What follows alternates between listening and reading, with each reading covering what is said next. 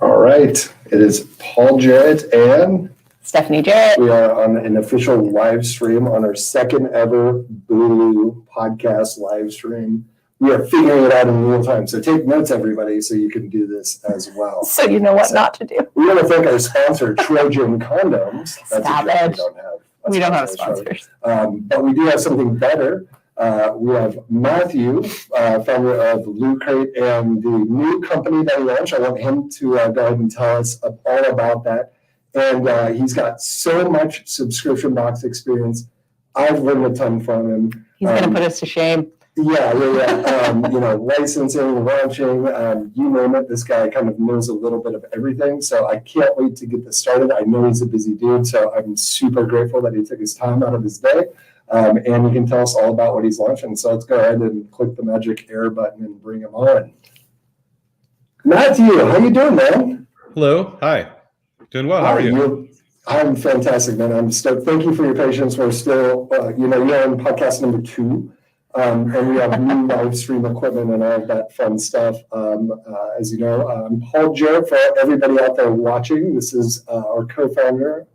Go ahead. Oh, I'm Stephanie Jarrett. Matthew, I don't think we've had the pleasure of meeting, so it's good to meet you.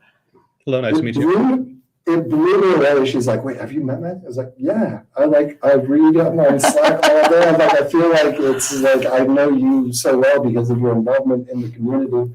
And through Subto and everything else you do. So I guess, we're going to do all the magic of editing after this and live streaming / turning into a podcast, as you know, because you're involved with so many different things.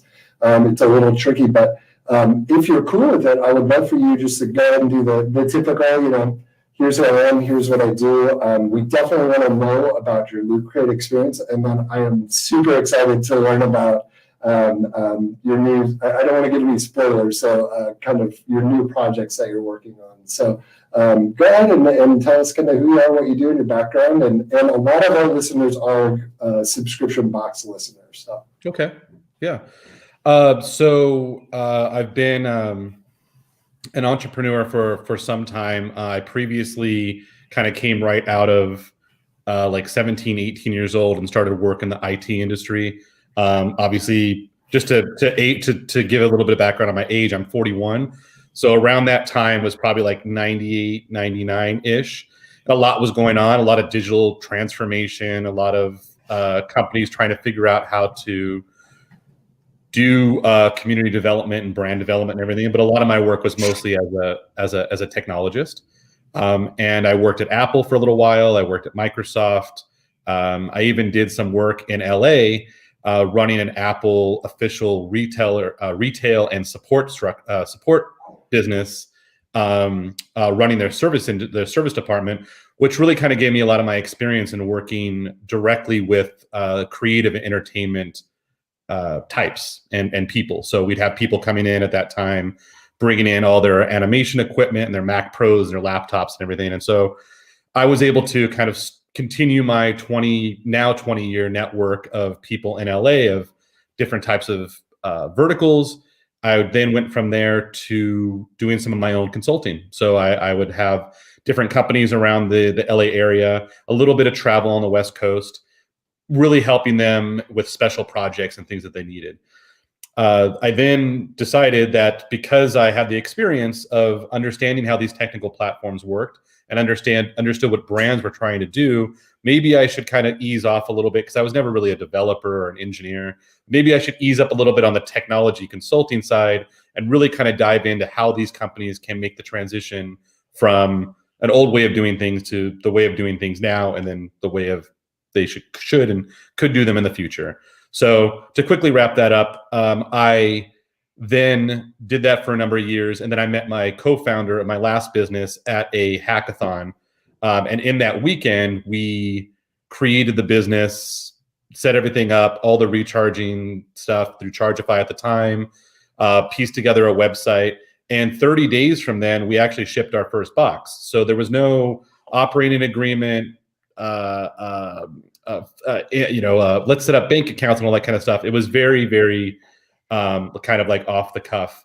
And we made a commitment. I told all these people that I knew, this is the next thing I'm doing. This is something I'm really interested in. So we couldn't just say sorry and like refund. It was only like a few $1,000s, but we couldn't just say sorry. This was just a whole test. And we actually started shipping. And then 3 years from then, we had done $100 million in revenue, and we became the fastest growing private company in North America. And we kind of took over that world of pop culture subscription boxes at the time. The other things had existed, but we kind of paved the way for this idea that top IP and entertainment brands can have an audience through a subscription community environment. And the three kind of core things that we launched with was this ability to be included in an ever-growing and active community of people like you, non-judgmental. You don't need to be a super geek if you just like these things. And we also had the benefit of the Avengers had come out. And so everyone was starting to wear their fandom on their sleeve and everything. And so we kind of were at that right crossroads where people were starting to, you didn't have to try and hunt and find for licensed stuff. More and more manufacturers are making them. So fast forward to a number of product launches and releases that we did. And got to meet a lot of my heroes in the pop culture space: Stan Lee, Kevin Smith, and I'm not one of those people. I'm not name dropping. I'm just saying it was just the same way somebody who might get into the sports industry would be like enamored at like, oh, I met Vince Scully or something. Like it was just cool to be able to see, and they saw what we were doing was authentic, which was allowed us to kind of get in the door there. And then just lastly, to wrap up as an intro, after that, last year around August or so, Hannah and I, my wife, took our company Guile Ventures and turned it into a venture studio. I consulted for 2 months looking for interesting projects in the D2C and subscription space. And that's where we found our primary portfolio company right now. We have a few of them, but the one that we're focusing on right now is our first owned and operated subscription box and service. I think I lost you. Don't see your video. I can keep chatting though. I can talk a lot.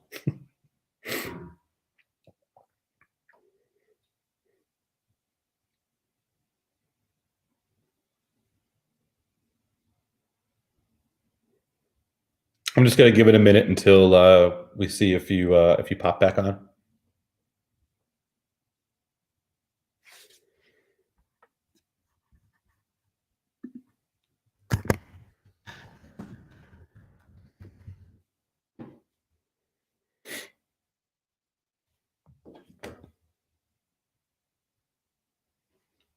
Okay, you guys are reconnecting. No problem. We're here. We're here. Yep. I don't know what they did behind the scenes, but we got it fixed. So I want to make sure that folks know that are listening that was Loot Crate was your first venture. Was it named that? I have so many questions, but that I want to make sure we get our names and everything correct. Was that what you and your partner launched from that startup day or whatever it was? Hackathon? Yes, it was my co-founder's brother who's a big gamer and was actually starting to do some YouTube creative and stuff like that. And it's gone on to become successful with a group of like gaming, let's call it variety videos. So, I mean, they do scripted and unscripted, kind of stuff. That the name came there, and the other elements of become a part of this community, get a chance to get these items that are really core to what you're interested in, and the whole pricing element as well, the mega crate and everything was a big part of that. But those three kind of core tenets of focusing more on a membership experience versus just a convenience of subscribe and get curated stuff, that was very important to me. And I became the chief experience officer, and then kind of led those initiatives of content, biz dev, and others as we kind of grew the company and made it bigger. But now I'm working on a business that is in the subscription space, taking some of those learnings. And in addition to advising companies and investing, we're also, Pinfinity is our new kind of subscription community that we've launched during the pandemic. And that's kind of the main focus today. And what does Pinfinity do? So in December of last year, I came across, I've always been interested in AR and VR. I was lucky enough to get a VR headset pretty early on because I knew some people at Valve, and they were developing with HTC, the electronics company, a headset. And I knew a few people, and I was able to get a developer headset early, even though I wasn't going to develop on it, but it was just to kind of learn about IT is close enough. Right.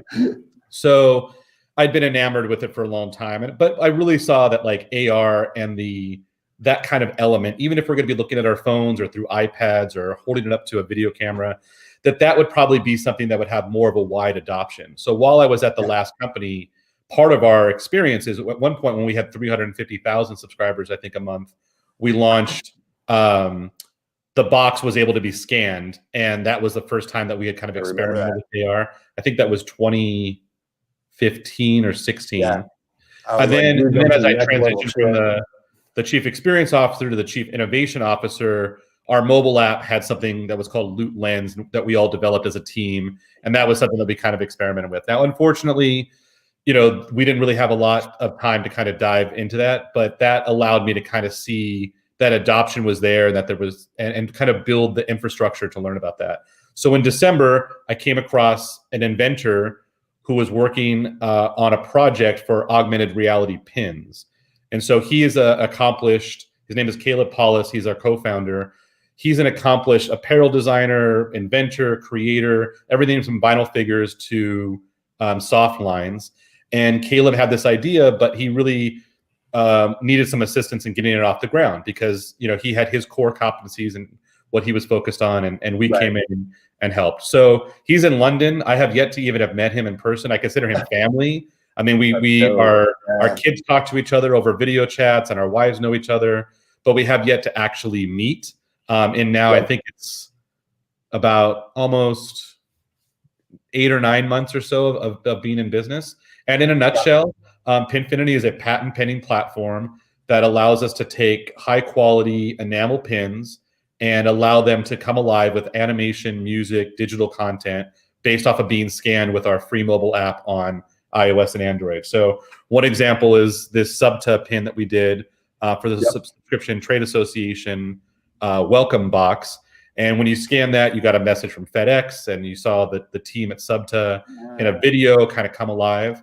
And one great thing about these products is they're dynamic. So we can actually change the content behind them. So for conferences and virtual events, we can change it day by day. But that's what we're doing. And the kind of bigger picture is the subscription side, Pinfinity Plus. So for $20 a month plus shipping and handling, you get 2 pins and a lanyard, and then membership perks and other things and access to content. Again, so that your feeling of that monthly fee is not calculated in your brain of, well, the value of the pins. It's still a great value because our pins go for $12 a piece. But you're thinking about the connections you have to the community, the voice you have and how the product development is done, everything that creates that symbiotic relationship between our members and the business. And that's what we're ultimately working on. And it's been a little rough during the pandemic. There's no E3 or Comic-Con or licensing. You and I couldn't meet, and I couldn't show you, like, let's do some Bulu stuff. Like, it's been a little constrained, but we're seeing a lot of success. It's actually going really well. Yeah, that last point is kind of interesting because, being in e-commerce, I think everybody's like, oh, you guys must be killing it. And, a lot of our partners, we're big brands in the retail space. And it's like, the Disney theme park shut down. And so I think that's an assumption by a lot of folks is like, well, you do something online, you must be doing well. And to your point, your conferences are shut down.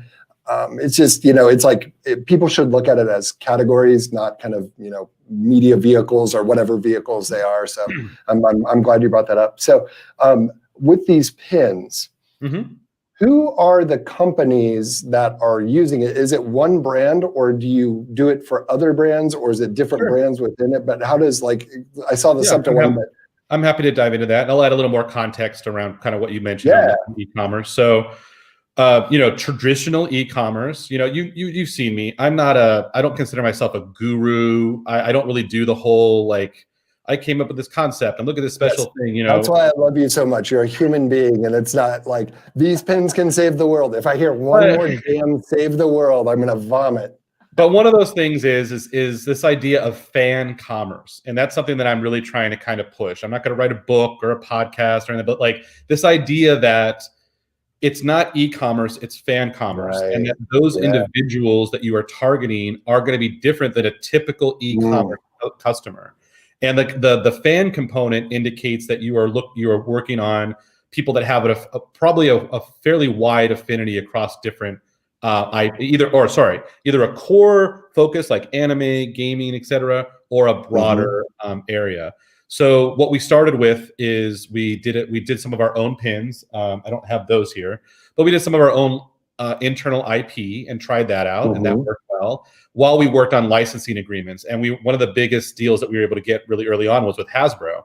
So we were able to get 6 different licenses from them, including this is a My Little Pony one that we have here. Yes. But we also got Magic the Gathering, Dungeons and Dragons, Power Rangers, G.I. Joe, Transformers. So all of those have started to kind of come out. Yes. And then we did work with Namco and Capcom and some others.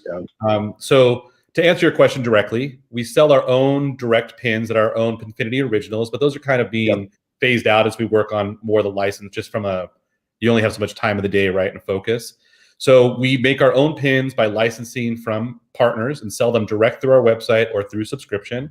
We sometimes make pins for partners. So like with the subscription summit, we did those pins. And so there's that line of channel and business. And then there's larger kind of wholesale distribution that we're just now getting into, where we can take some of the things like these Tetris pins that we have, and instead of just doing them direct through our website or subscription, have them in the same places where you buy other pop culture products and items. So it's a mix of that kind of stuff. And in 9 months, so Hannah and I invested a little bit early on as Guile Ventures. We're currently wrapping up our first fundraising kind of process, but the business is intended to start being profitable mid next year, and the way that the concept of the business is structured is to pay out profitable dividends quarterly to everybody who has ownership in the business. So we have a few strategic partners who've come in to invest. We're not talking millions of dollars. We didn't need millions of dollars to build this, thanks to Shopify and Recharge and the connections we have. Really, our big overhead is licensing, like the minimum guarantees. We have to be careful about that stuff. Otherwise, there's no office, there's no warehouse, there's nothing like that today that we have to be concerned with. Yeah, welcome to the new world. I can't help but think of if you're familiar with Disney's is it D3? Is that what it's called? D23. Yep. D23. I don't know why it's 23, but it's D23. Yeah. I know. I thought 23, and I was like, no, it's just Michael Jordan. It might be the year that Disney was founded or something. There's something like that. But this seems like perfect for that. We actually launched a product there, and it was like mind blowing. And when I see this, I'm like, oh, for any of the Disney partners we have watching this, if they're probably busy, but dude, we got to connect you with them, because this would be super dope. We have some good news there. So the woman who created the pin program at Disney and the Bippity Boppity Boutique experience, that woman is one of our advisors. And so we're talking directly to parks and stores around Disney. So we actually launched in the UK. Caleb was working at a company at the time who had the Disney Marvel license, and Pinfinity pins came out last year in the UK, Star Wars pins and Marvel pins, 3 Star Wars, 3 Marvel. So we kind of have those that we've been using in our decks to show Disney, and we have that licensing and everything. Obviously, it's different in the States, but we were able to test it out in that area and work with it. And we're currently talking to Disney across Lucas, Pixar, and Marvel about those lines. But in the meantime, we love Disney as a partner. We are working on Comcast, NBC, Universal. We have like 15 licenses coming out there. So you'll see Jurassic Park pins, Minion, Ultron, He-Man, She-Ra, some classic films, Universal Monsters, Fast and the Furious. And all of these are intended to, like here's one that we did for a partner for the 25th anniversary of their game called Worms. They're all intended to be really great pins on their own.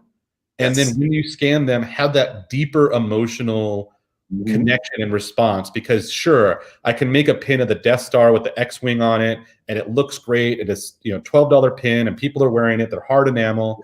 But when you can scan it and the surface of the pin changes to the scene from the film where Luke is doing it, and you're hearing the sounds, and then you can download X-Files. you can download an X-Wing wallpaper, and you can get an emoji keyboard with Star Wars stuff. All of that is kind of how we're connecting the digital experiences to the physical product. Awesome. You had me at He-Man, and please don't forget Orko. Everybody forgets Orko. We'll see. It's going to be the Kevin Smith series on Netflix that we're working with first on He-Man before we work with. So I'm sure there'll be references to some of the early ones, early characters as well. Yeah. Also, no references of that god awful movie with Dolph Lundgren. So, hey, it's if you can watch it for free, and you want to just sit back and watch it, crack open a beer or something, it's still a fun movie. Even as a kid, I remember being like, "What the hell?" There's a lot of stories about that film and how that whole transition from toys to film is very Turtles did it. TMNT did it. TMNT did it well for the first two movies. I think so. Nailed it. So have you seen The Toys That Made Us on Netflix? Absolutely. In fact, I'm thankful enough that I have a couple of people that I know that are featured in it, that were speaking in it and everything. Yeah. Oh, it's so good. Okay, so did you see, just released, Stephanie showed me this last night. I thought she wanted to watch it with me, but it was like, go away. Well, actually, I'll be honest. All right, this is probably TMI, but she was like, no, turn it on. I'm going to fall asleep. And I was like, by the time I'm searching for it, trying to use my microphone button on my Roku, I'm like, is it called? I'm like, oh, I'm on my own. But I managed to binge watch The Holidays That Made Us. Did you see I have not seen it yet. I've seen The Toys That Made Us, the movies that made us, but I'm waiting to watch The Holidays That Made Us. Holiday movies that made the holiday movies.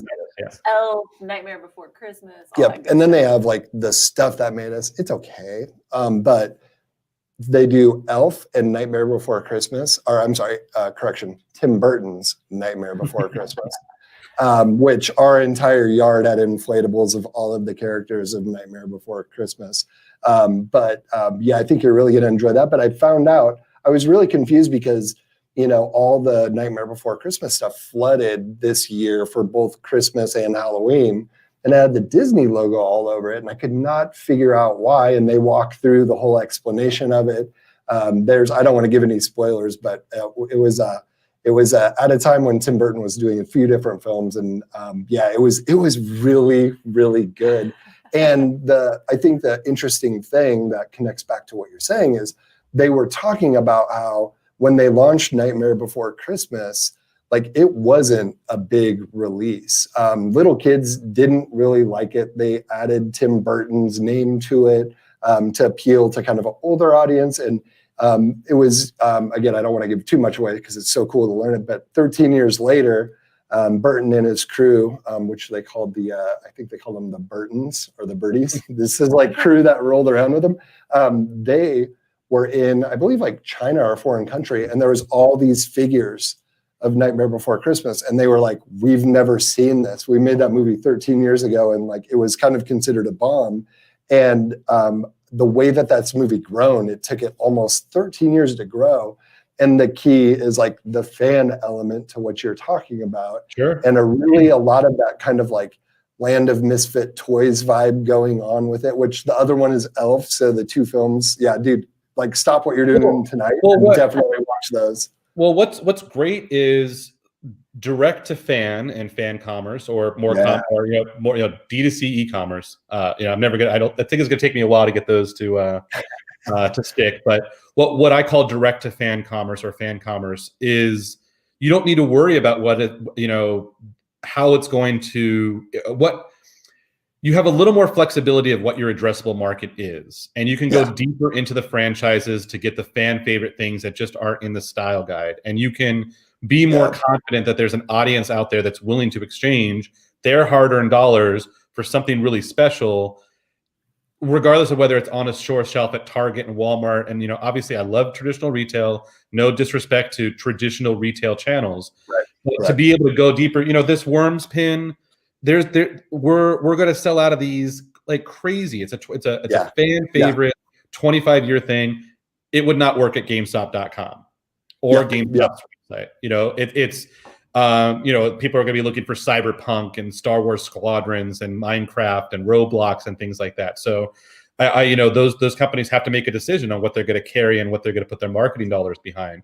So what we've been able to do, thankfully, is find some of those niches, not too deep. I mean, look, we're doing Transformers, My Little Pony, but Tetris, is one of our biggest partners. Just announced a movie coming with John Vaught and the team who did The Kingsman. So both that actor and director, they're going to do a story about how Tetris came to be and the whole history as a film. We do have some, being in LA, we have some connections to Legendary and Lionsgate, and Universal, and all that kind of stuff. So it does help. There's no, I'll tell you, it's not a coincidence that we have G.I. Joe and Power Rangers and some things that are like fan favorites and evergreen. I'm not spoiling anything because there's some stuff in the trades, but Hasbro is going to be doing a lot of work with those brands as well. And so I think we're thankful to be able to work with both those kind of core evergreen fans and then be able to transition into, what these new versions will be moving forward. Awesome. You got to give us a spoiler so we can like jack up our numbers super early on. And we're going to use every brand that you did use in the metadata and the keyword search. So we're going to totally, we're going to have to owe you a thing or two. Did you have a question? I got a bunch of questions. Well, no, I was curious. You've been talking about fan commerce, and I have already forgotten the term you used for a fan customer versus a regular customer. Did you have a term for it? We just members. They're when it comes to subscription, it's one of those things. I'm not going around telling the whole team like I don't want to hear the word customer. They're members, kind of like.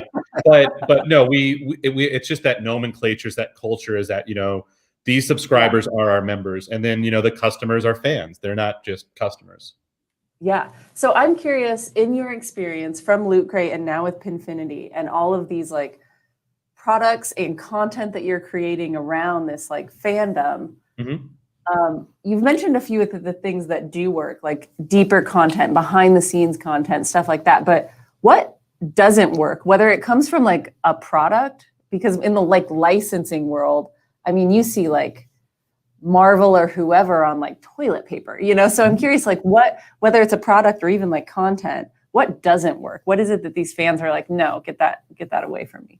I mean, it's like, usually too far. Yeah, I mean, look, you're always going to be able to sell Avengers products that have Hulk and Thor and everything else like that, and people are going to want to buy Doctor Strange bathrobes and things like that. We've designed a lot of stuff over the years, but when you go a little bit deeper and you do Goose the Cat from Captain Marvel, and you do the Tesseract, and you do, Maria Hill from S.H.I.E.L.D., who's like not very prominent in the movies, but to certain fans, who know that history of S.H.I.E.L.D. and Marvel and everything. So I think it's if you just focus on those kind of just what's at the very top and don't go a little bit deeper. As far as individual products, I mean, to your point, Star Wars, Marvel, you're going to be able to do, I saw a Marvel waffle maker the other day, and it wasn't like any character. It literally just allowed you to pour batter in there and have the word Marvel be on your waffle. Oh my God. And so, there's things like that are going to be deep, but there's some products that don't work. And then as from a business perspective, when it comes to reaching those fans, I think you have that opportunity to go deeper. Like I said, with Dungeons and Dragons, we focused on people that are players of Dungeons and Dragons in our paid performance marketing, not just people who know about it and like dragons and like the iconography. And what's happening? People are coming and buying like 12 pins at a time because they're buying them for their whole D&D group, and they want to use them as gifts and everything. And when they see our content, to your point, Stephanie, where we talk about like how to start a D&D group during the pandemic, and here's some tips and tricks, or one of the pins that we have actually changes monthly. The monster that comes out of it is a different monster from the world of D&D in order to be kind of a constantly dynamic thing where every month you scan the pin, you see something new.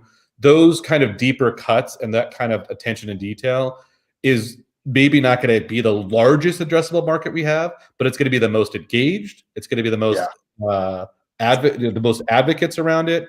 And that's what I focused on with a lot of the businesses in the past. Remember, we didn't have any licenses, any rights. We were hand stamping boxes with a rubber stamp. We were buying boxes off of Uline, and we still managed to get 15, 20, 30, 40, 50, 150, 250,000 subscribers. And then eventually we were buying, in bulk. We did stuff with Funko, et cetera.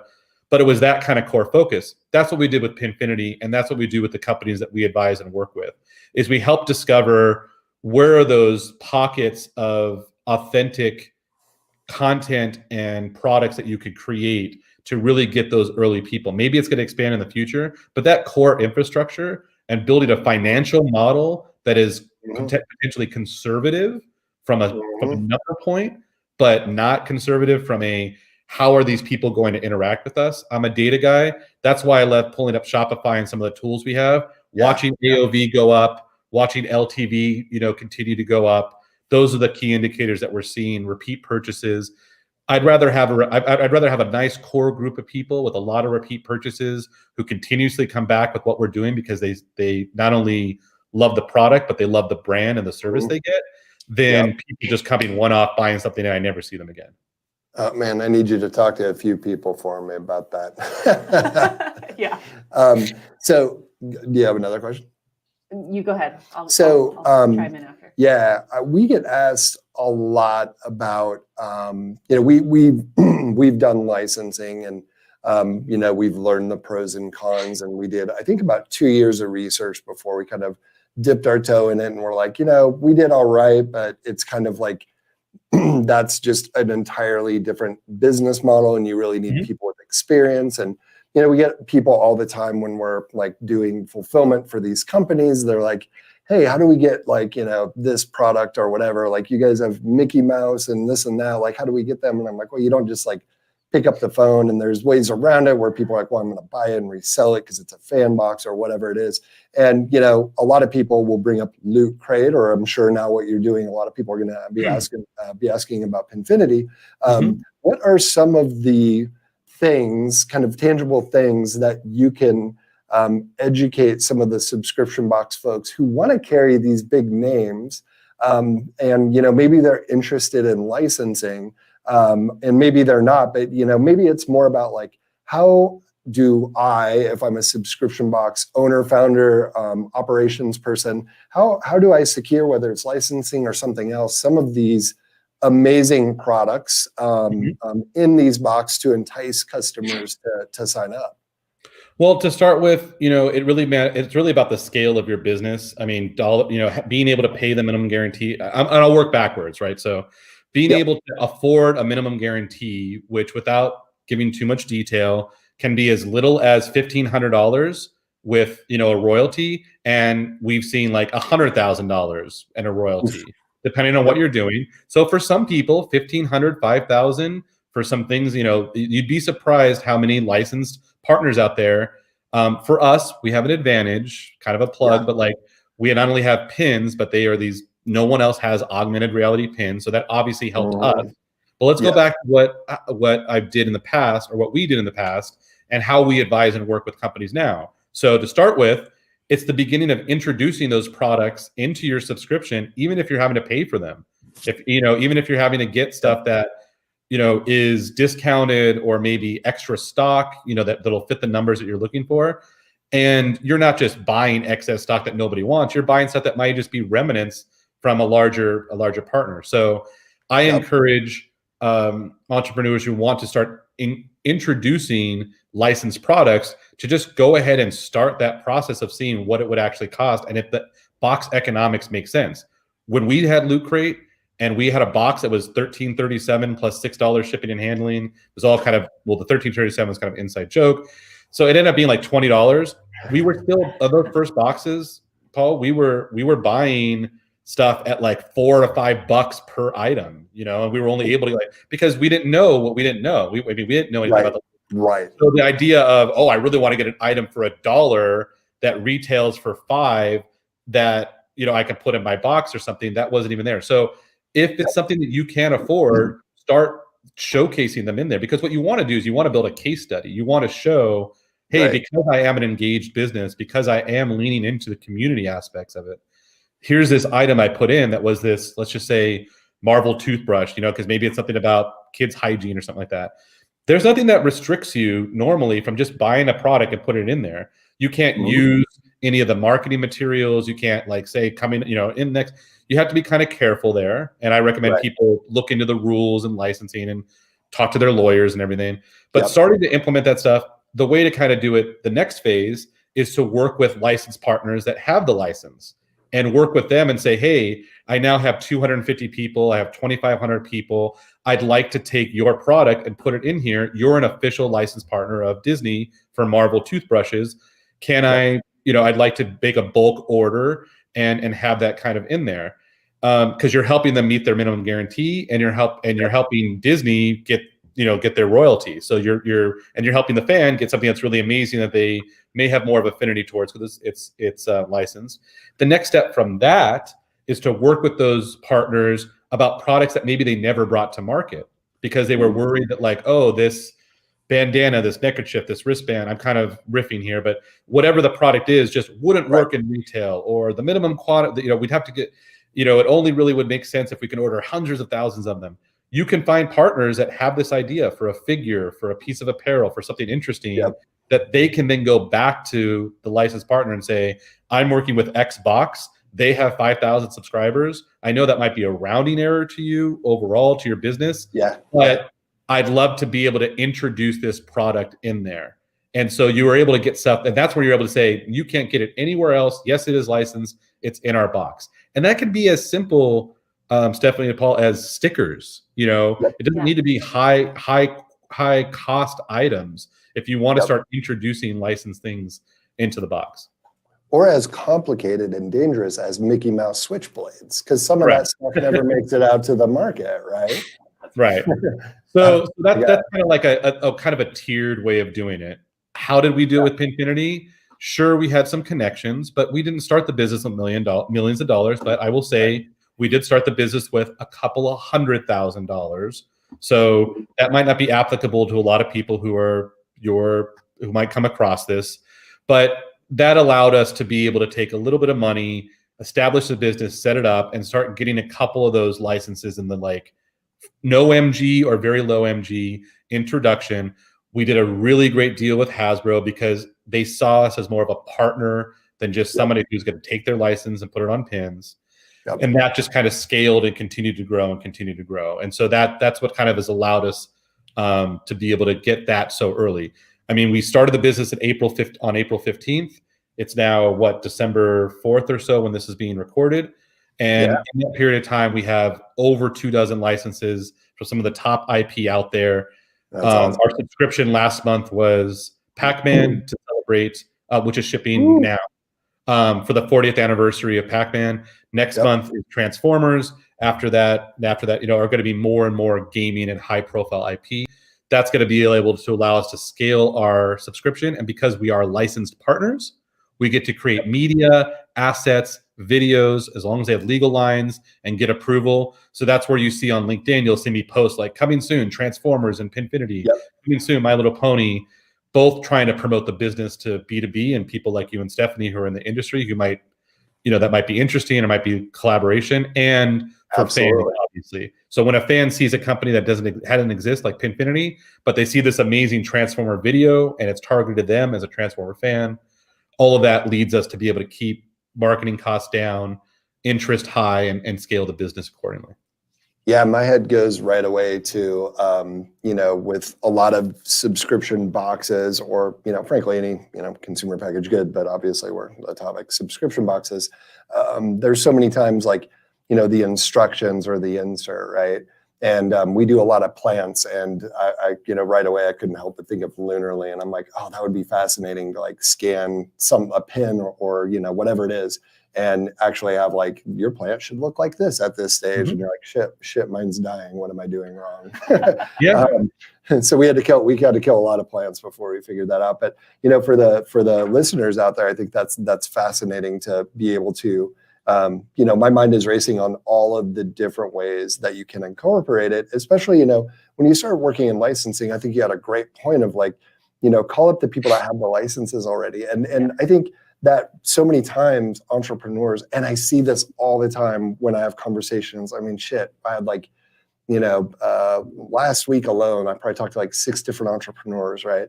And it was this mindset. And I think, our team, the people that were in from day one, still have a little bit of this. I mean, somebody was texting me like their computer was a couple $100 more, and they're like, "Is that cool?" I'm like, "Why are you asking? Just go get it. Like, it isn't like 2011 anymore. Like, you're good, bro. Just get it." But it's this mindset when you start at zero.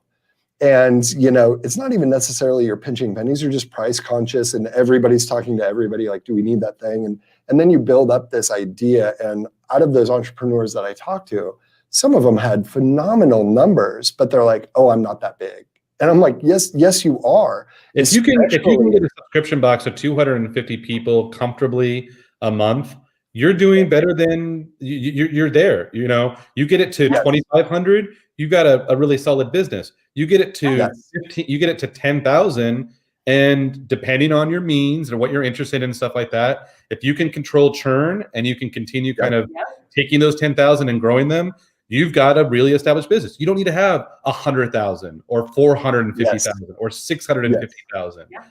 I think you hit like the cliffs, like at the right, like that was funny when like 10K. We talk about like similar like thresholds, like that's where you're kind of like reaching the next. And then I always say, I don't know why it is, but something about 14,000. If you don't start 14,000 a month, if you don't start outsourcing or getting really good people in, you slowly start to lose your mind. I don't know what it is. Well, look, number. there's a whole other podcast, maybe like 2 years from now, where I can be more comfortable talking about stuff from the last company. And there's a lot of challenges and ups and downs, but this is not bragging. It was there was a lot of things. We went from a garage to a 250,000 square foot warehouse, and that is not. Oh, look at the success we have. No, we probably shouldn't have done that in the way that we did do it.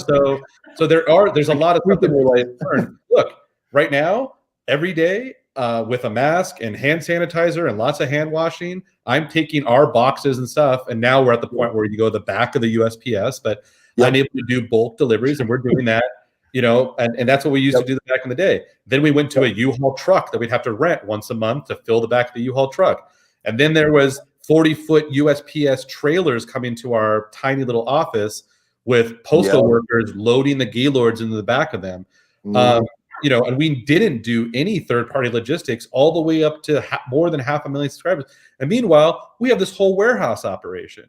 And my partner was a first-time kind of CEO in that space and stuff like that. I mean, of course, that led to further challenges and everything, because like, how does he wrap his head around? I've got hundreds of employees. I'm doing the subscription business, and I also have this giant warehouse and people scanning in with their thumbprints and security cameras and shrinkage. So yes, there's a lot we can go down. I'm happy to chat with you at some point. But to Stephanie's point, yes, there are those. To both of your points, there is that level to where like, what does it actually look like? Look, for us, what's nice. There's a reason why I also am enamored with our own product. Yes. Can be shipped in pouches versus boxes, lightweight. I can get like 12 units into a single pouch without, I better like get like a box or something. So, it's really easy for us. But what you're going to see in the future from us is there will be boxes that the pins lay in with the lanyard. So the boxes become collectible, and every month there will be the IP on the top of the box. Because remember, we were doing bespoke boxes every single month for years. So we changed the size and shape of the box and then we did what we called crate craft, which allowed us to make the boxes interactive and hold them and make them dioramas or dinosaurs and things of that nature.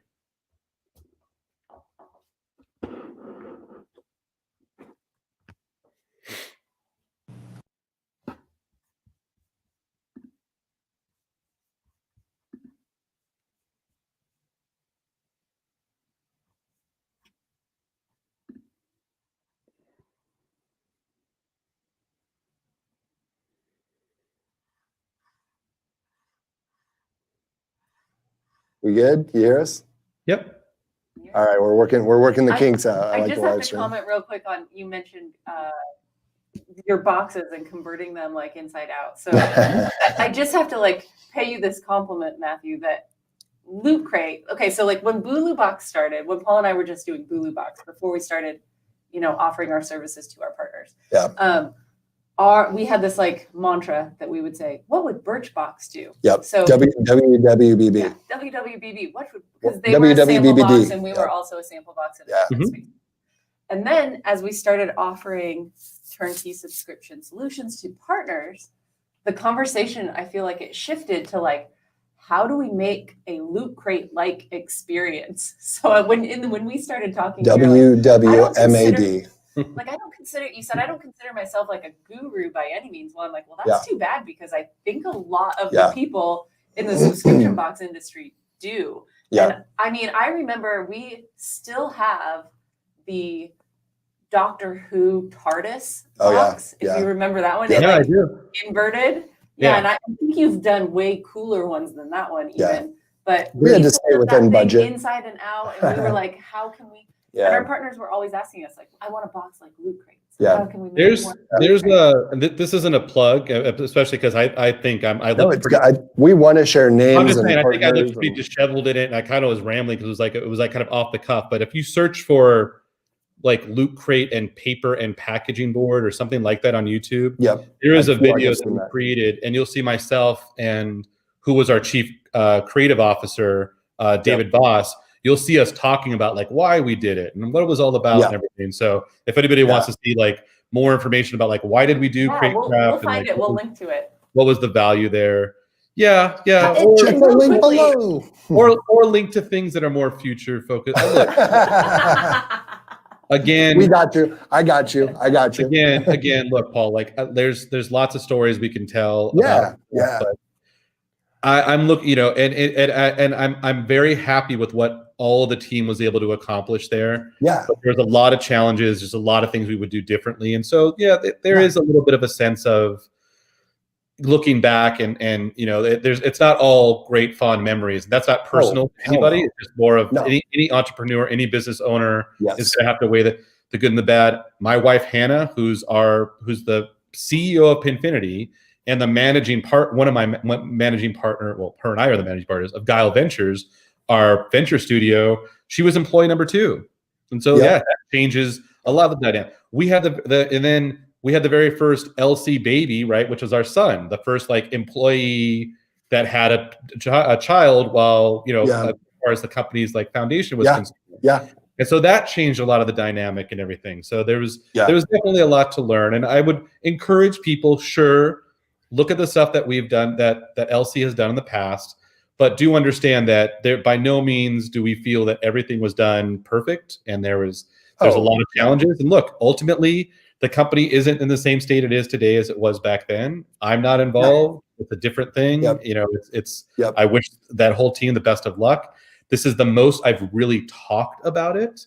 So there's also a little anxiety. But look, hopefully I've been careful. I don't want to say any ill will about it. I think you've been nothing but respectable. Like, it's the tone and the thought. I mean, it's coming across how you want to be respectful about it. And I think that's absolutely correct. Because look, there was people who were impacted both positively and negatively about a lot of things over the years, right? The ups and downs of a startup, and I want to be respectful for the team and the people and people who kind of had to go through those ups and downs with us. But let's move forward. Well, I'll tell you this, if there's anybody that's going to have anybody that wants to talk shit about them, I'm sure it's me. And I always say, like, here's the thing, like, if you're going to do anything of substance, it's inevitable you're going to have bad and worse choices. I mean, you can call it ups and downs or whatever, but the thing is like, I always feel like, can I look at myself at the end of the day, quite literally, look in the mirror and say, I did the best that I can, and I can't provide context or everything to everyone. There's literally just not enough time in the day. And many times for me, it comes down to like, do I want to spend time being a good husband and a father to our 2 little boys? Or do I want to spend, all of my time explaining every single little detail to, everybody involved inside our company and not? And, I just view it as like, maybe simply as, like, doing the right thing is we can curse. Like doing the right thing is fucking hard. Like it's really hard because a lot of times you got to make tough decisions for the greater good, for the long term. Sometimes you're right, sometimes you're wrong, but I always think back of like, you know, in this moment, do I have enough information? Can I look myself in the mirror? Can I look all of my team members or partners straight in the eye and say, this is what we're going to do and this is why? And, you know, at a certain point, I think maybe, you know, for me personally, like you get beat down so bad that you actually learn, it's like sadomasochist, you learn to appreciate the challenges and you get that thick skin and you're able to make the correct decision. So no, I just, you know, we'll leave it at this, but I think you've been nothing but respectful and that tone's coming off. And, you know, you take those lessons and you learn and you move forward. And dude, I think what you're doing right now is like super dope. I'm like trying not to geek out on it. I do think it's super valuable, whether it's from the past or the future. We really want to have this show where people share things. Like I love how you're like Shopify and you're talking about the technical piece. I think so many podcasts, and you know, this is our goal is to have like a really core base of listeners, and it can go wherever it wants to go. Where I've done podcasts in the past that have been like Apple trending, you know, top business podcasts or whatever, and it's like that's cool and whatever, but like, you know, it's almost like, and this is one of the reasons why I push poor Mariah. I was like, get Matthew on as soon as we can, because I want to set the tone with people that are known for helping other people out in our little like subscription box community, right? And I want to like almost set the tone of our industry. And I think Chris George, Paul Chambers, and the whole Subta team, they're really onto something with the cooperation, because the reality is that it's not really subscription boxes. It's like digitizing different categories, and it's just like, you know, taking what's out there. I'm like, there's plenty of room for everybody.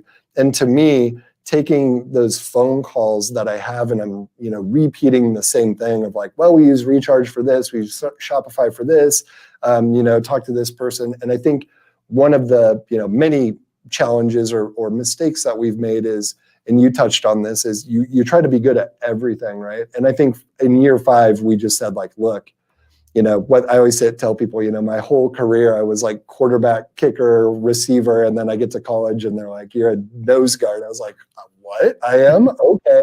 I guess I'm a converted high school quarterback to nose guard. And, you know, it's like realizing like, what are you good at? Where is your passion? As weird as it sounds, like we really love like the logistics and operations and streamlining and like the, not like a shameless plug, but like the fulfillment of stuff is like really cool to us. I also, that came a lot from Toby at Shopify, who, poor Toby, we used to complain so early on to him that he actually would talk to me on the phone. I'd be tweeting at him and whatever. Yeah. I'm pretty sure we can't. But, you know, I'm still obsessive about everything that he says and does. And I think he's brilliant.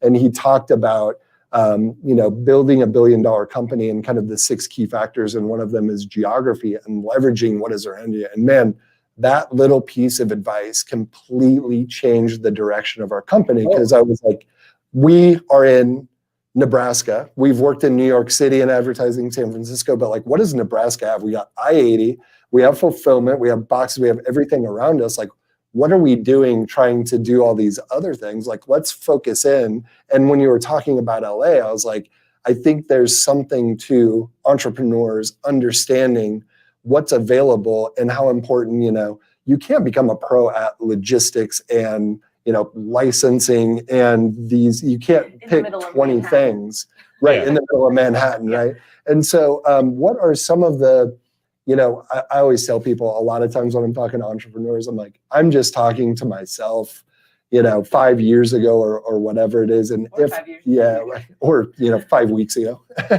But what are some of the things that you wish, if you had a time machine, if we had a TARDIS, right? And you could hop in that and go back, and there weren't any, oh my gosh, why, I'm forgetting the name of them, the robots, damn it. Mariah knows. Daleks, thank you, Daleks. There weren't any Daleks there. But if you could get in a TARDIS time machine, go back to any key point in, you know, your learning, what do you wish you could kind of like grab yourself and shake yourself and go like, man, you need to really pay attention to blah, blah, blah. Stop doing, software, pay attention to numbers, what are those things that come to mind immediately for you? I mean, LC was my first startup experience. So even though I was part of the LA tech scene, and the idea of startups and that Silicon Valley and everything, because I'd been, as a tech guy, I'd been working on everything from BBSs with dial-up modems back in the late 90s through Friendster and Google Circles and MySpace and all this kind of stuff. So my idea, I didn't understand the idea of a true startup. I still was drinking the Kool-Aid. I wasn't like, I want a Tesla, or there wasn't Tesla at the time. I wasn't like, I want to be a startup because of that stuff. It was more of, I didn't really understand how entrepreneurship really worked back then and what the challenges and things could be and what elements I could have. So when I started this with my partner, I could have gone to people at the time to help advise on things like the dynamics of working with a co-founder, the thought process of building, core infrastructure of the business, operating agreements, like all these different things. Look, today, thankfully, our general counsel, our advisors, these are people that have decades and decades of experience. And I was able to say, look, while there was ups and downs back then, I understand them, I address them. There are some things that, are more of a conversation for other people in the business than me, as far as like who could speak more to it. I was never like a 50-50 partner or anything. Luck never stopped with me. And so that was fine. But I think as things became more and more complex, boards, executives, and stuff like that, kind of having an understanding of what kind of voice I could have and where my role did make the most sense, I think I would have been able to, and I advise companies and young entrepreneurs today on those kind of elements of understanding, look, it's not fun to have a whole operating agreement of how decisions are going to be made and sit down and slow down and have conversations about what is our strategy, what are we doing? And I think my partner was younger, and it was his first kind of situation like this as well. I was in my early 30s, kind of, kind of early 30s. And I think there was a lot that we could have brought in early on while we were having that growth and success. And instead, it was more of a heads down. Let's just do it best for the fans, subscribers. And so we kind of things, and it was a monthly subscription, right? Every month, boom, boom, boom, new marketing materials, new assets, new photography, new. And so before we knew it, years went by. And so the way that we now establish businesses with our partners, I see we're coming up to the hour mark here. The way that we've established the things now is a little bit more of that entrepreneurship startup 101 types of things, where if I don't have the answers, we do nothing about patents, for example, Paul. Infinity on the back, patent pending.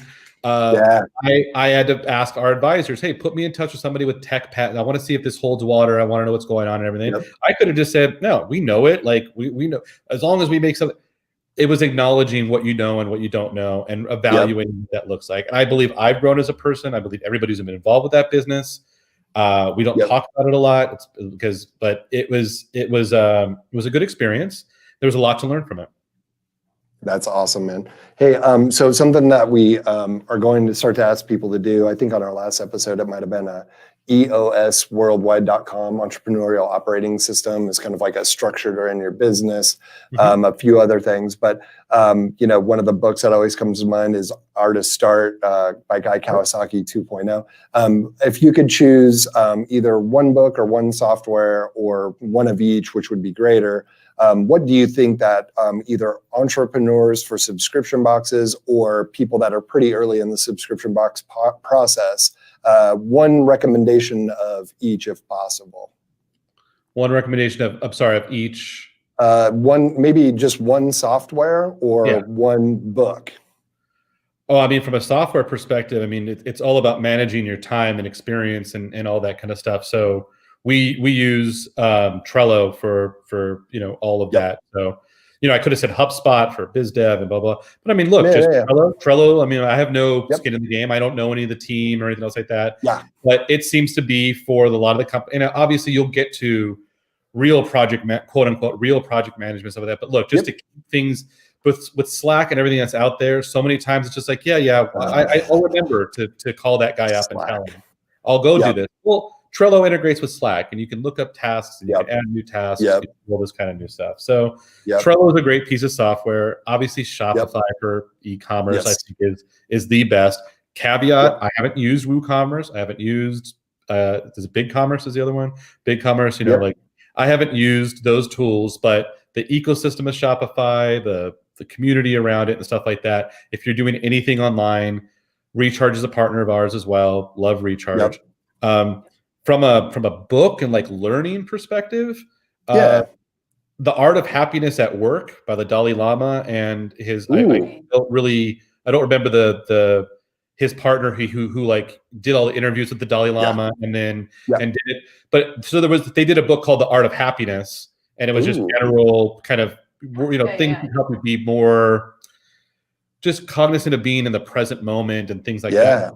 They then did The Art of Happiness at Work, I believe it's called, because it's been a little while. It's not like I go back every month and read through it, but it really helped me think about a lot of the ways that things, your intention and your focus and things of that nature. So I tried to pick something for you that was a little probably off the beaten path. I mean, we could say Howard Schultz's book on Starbucks, or I love hearing something I haven't heard before. Or rest in peace, Tony Hsieh with his book on happiness. So a lot of those things, a lot of those great. Guy Kawasaki, luckily I met him years ago before I was even in business startership when he was doing some stuff.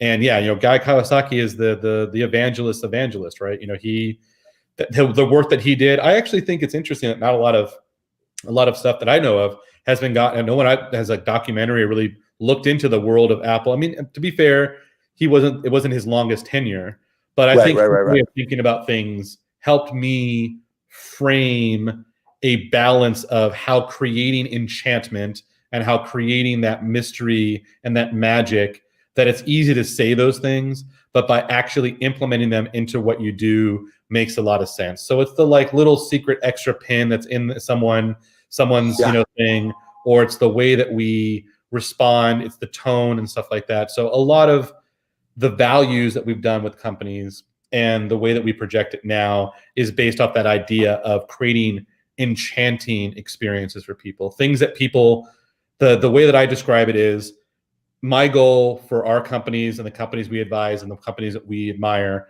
is for people to love the brand, to love the decision that they've made to engage with the brand as much as the brands and the product themselves. So for example, you go to Pinfinity/reviews, pinfinityar.com/reviews, 200 plus reviews, average rating 4.9 stars. They're not so young still.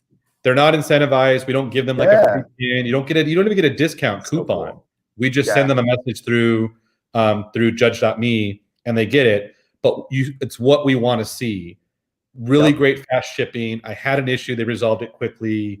I can't wait to buy for you again. I haven't even scanned the pin, but I know it's going to be amazing. I bought this as a gift. All those key little components.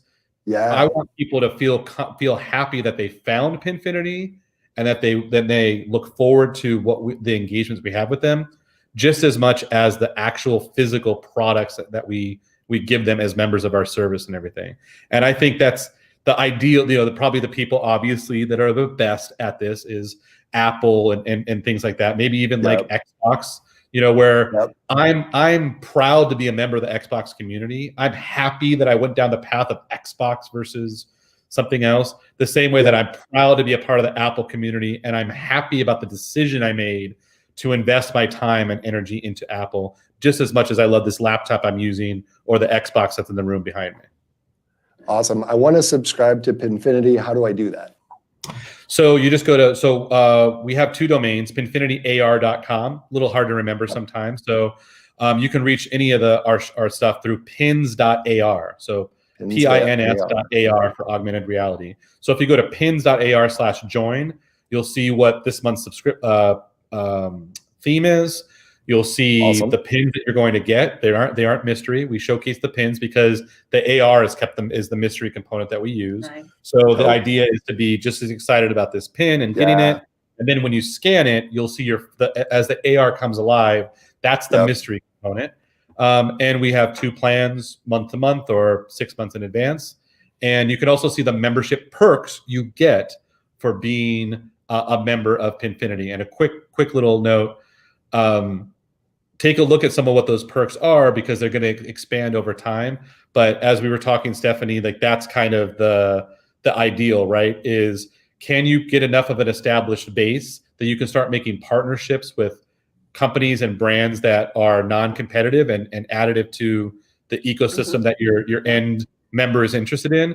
So expect to see, kind of little teaser, that as Pinfinity does things with specific verticals like anime or gaming, that by being a member of that Pinfinity subscription, you'll also get benefits from anime and gaming brands and stuff out there, so that you can actually kind of combine services or do different things. So that's kind of the ideal situation, so that as people think about what streaming service am I going to use to watch the anime that I love, it's like, well, what if you can get the streaming service and this amazing physical product? So now you get to experience it digitally, but show your affinity through a physical product. And then why not a physical product that also allows you to see digital content?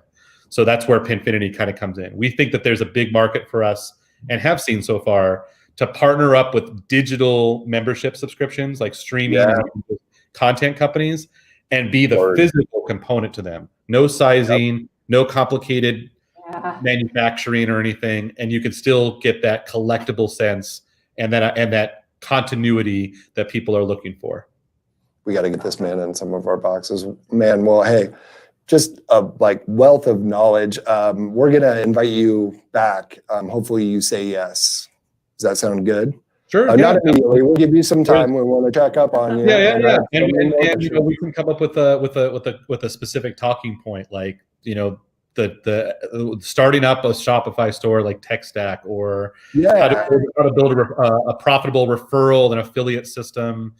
Man, how to you killed it. I'm like, just let him go. Let him do his thing. I mean, I love that type of content. Though. Yeah. I feel like if we really wanted to, we could sit down and between the 3 of us do a whole series just on like the 5 key steps to get up and running. But I mean, you're like such a natural like storyteller, and I've done a lot of these, and I'm like, when you can sit back and you're just like, damn, I'm our blue bias. Also, you look good, man, and you're somebody that I've always like, tried to nudge and get by if I could get in between you and Chris at events, right? But for what it's worth, like, I mean, you look like you're in like a really great space. You look like I got my quarantine haircut that is earlier today, so it's a little fluffy. I'm not like one of those like vibe or spiritual or whatever, but I'm just like, I don't know, you just look like you're doing your thing, and you can feel it coming off. It's amazing to work with my wife day in and day out, right? That's the benefit, so knowing that I can have those conversations, and then that might be a topic at some point too, that might be interesting. I almost went there, but there's so much to do. So, oh man. Well, look, I'm thankful for you giving me the time to be able to speak and stuff like that. And if I look happy and I look good, or look like I'm in a good state of mind, it's because there's a lot of scars and a lot of bruises, but I've always just kept focused on how can I be as mutually beneficial to the other people that I work with. And I'm not going to get it right all the time. Sometimes I put my foot in my mouth. Everybody's got their quirks, but as long as your intention is to just create a great experience, whether it be for your fans, not my fans, but the fans of the product, for your partners, for the businesses you work with, and everything else falls into place. And obviously the key component is keep those people who are supporting your business as happy as possible. And it's the standard, the customer's always right and everything, but like, it's the truth. They give you the strength. They're the foundation, and that looter environment that we created. I mean, the idea of like, well, hello looters, that was day one on Facebook. It wasn't like a focus group of like, what should we call them? Right. So I think that's a key component. I'm very happy to be able to acknowledge some of the things that may not have been great in the past, and find ways to be able to help others avoid some of those pitfalls, and learn from others as well. constantly trying to learn more from people and what they're doing, and just keep plugging forward. It's an interesting world and time we live in today, and so I'm very happy to be able to do so. So thank you for taking the time and chatting. Absolutely, man. Thank you. So Matthew, CEO and founder of Pinfinity. Check it on My wife, pins. Hannah, is the CEO, but Oh, I'm sweet. the I tried to do that. so the three of us, it's Caleb Paulus, who's our Yep. chief creative officer and our partner in the business. It'd be great to chat Apologies with to him. Hannah. Yes, and What'd then you say? Hannah is the CEO. So Hannah's our CEO. We'll just say you're co-founder. Co-founder, chief experience officer. So my goal is everything that the brand experience is and stuff like that. Stephanie nailed it. Go ahead and say that again.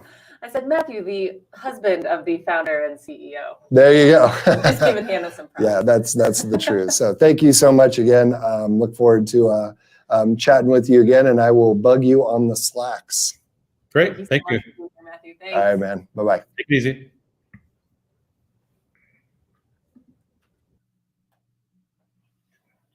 Yeah, let's stay live. Okay, cool. Well, we'll be back with the live stream. Good, because I have to go pee-pee.